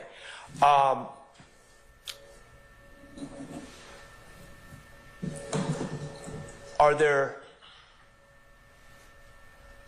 assuming that video surveillance is recorded at a business, what are some of the time frames that you've seen as an investigator, as far as how long the surveillance video is maintained by businesses? The minimal time that I've seen is 12 hours, and the video is immediately overridden by another video, up to a couple of weeks. Okay, a couple of weeks. Mr. Prothrow, Mr. Murphy, you see that? It lists 3 subjects, not suspects. What did I say? You said suspects. They're I not apologize. suspects, they're subjects. I apologize. Thank you. And then it has victim, and that's an officer. You know that? I know Roberson L., yes. Officer. Okay. All right. Now, this was submitted, if you can tell, to the crime lab. Let's see the date. Do you know the date? I don't know the date of submission. I know the date of the report. Let's see if you go down a little bit, if you don't mind, Madam President. I think that's you. You see where it says October 24th, 2013 in the center, and the following evidence was submitted. Do you see that? Yes. So that's approximately a month and maybe 13 days after September 11, 2013. Does that sound right? Sounds about right, yes. And the crime lab would accept things, when I say things, items to test at any time, as long as it was from an agency with law enforcement. Is that true? Between the hours of 9 and 4, yes. Okay. On Monday through Friday. Okay. All right. November 9, 2013? Yes. And that would be 2 days before 9/11, 2013, right? Yes, and yes. Okay. All right. Thank you, and thank you so much. Yes. They have crime scene technicians. No. They have crime scene investigators. Okay. Their crime scene investigators are sworn. They're not civilians, are civilians. So we have crime scene technicians, and they have crime scene investigators. Okay. And then I'm not saying they don't have other sections, but then they have scientists. Asked what he wanted us to do with the shell casing. Okay. Tell the ladies and gentlemen jury any evidence you have that a gun was fired from inside that car any time from the time that Robertson L. was involved to the time that that car was walked up upon by you. That's not a question I can answer. Do you have any evidence that a That's firearm was... literally not a question I can answer. The only thing I can answer is how I processed that scene and the firearms that I took. I cannot tell you if there was any evidence inside that car to suggest that a firearm was fired because I did not process that car. You said that you collect any evidence that may be important. Did you say something like that? That's not what I said. I said my job on scene was to photograph the scene, preserve what was inside, except for the firearms and the cell phones. I took those out, and that's because I was advised to. Rendered the firearms safe, handed the cell phones, I believe, over to Detective Quinn, and then anything else that was involving that car was to be processed at a later date. And the car was then to be transported after being escorted down to the annex. Thank you, Your Honor. Approach the witness stand. All right. Raise your right hand and take the oath. I do.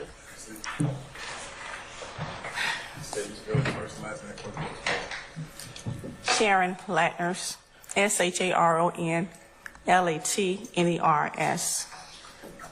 Welcome back, Ms. Latners. Okay. I hope you're doing all right today. I am. Thank you. Now, 13254, September 11, 2013. what time was the call initiated? 10:40 a.m. hours. And what time was the call received? 10:45 a.m. hours. What was the location, Ms. Latners, of this call?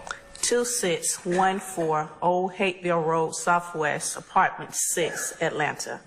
And what zone beat was this call in reference to? Zone 3, 310's beat. Now, Ms. Latners, up at the top, it says 4-5 larceny. Can you explain what that means? It's larceny is someone car broken into. That's our sickness for police. And is that the call type and description of this initial call when it came in? Yes. What time did the first responders arrive?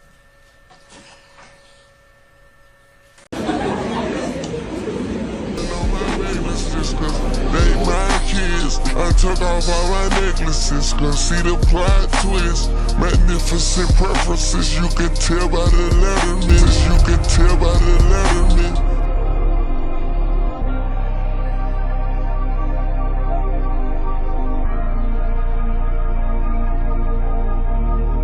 You can tell by the letterman. You can tell by the letterman. You can tell by The state is objecting on cross-examination, oftentimes to, and I'm quoting, facts not in evidence.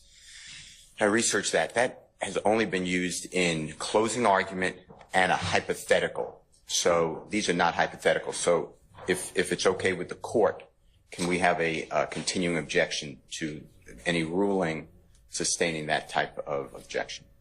I'm not inclined to do that because there are circumstances where predicate facts have not been introduced before the fact finder, and that objection would be valid.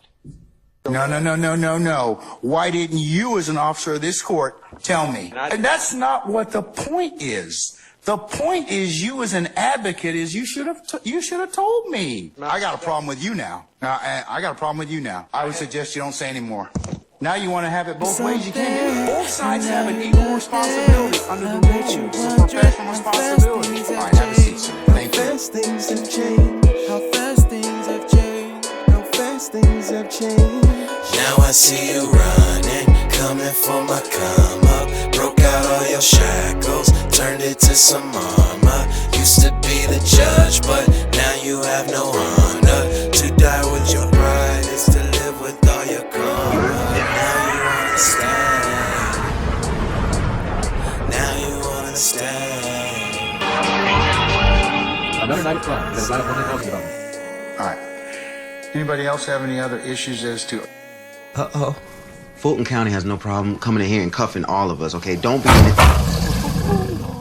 be an idiot. Are you trying to tell me about myself? You homeless, and you don't even have a mirror to look at yourself. Here. So I know you all about your principles. But can we just please just listen to Earn so we can get out of here? It's 4 cops on the other side of that door. You know if they come in here, they're gonna get your ass on a whole lot of other shit. You lying ass bitch. I knew it. Mama, I hate you, Will. Don't you never come back to my house, And no. I hope they blow your motherfucking ass to smithereens. You better hope they do, bitch. You better hope they do. This nigga kidnapped me. I think I'm entitled. You want answers? I want the truth! You can't handle the truth! What are you, fucking nuts? You thought?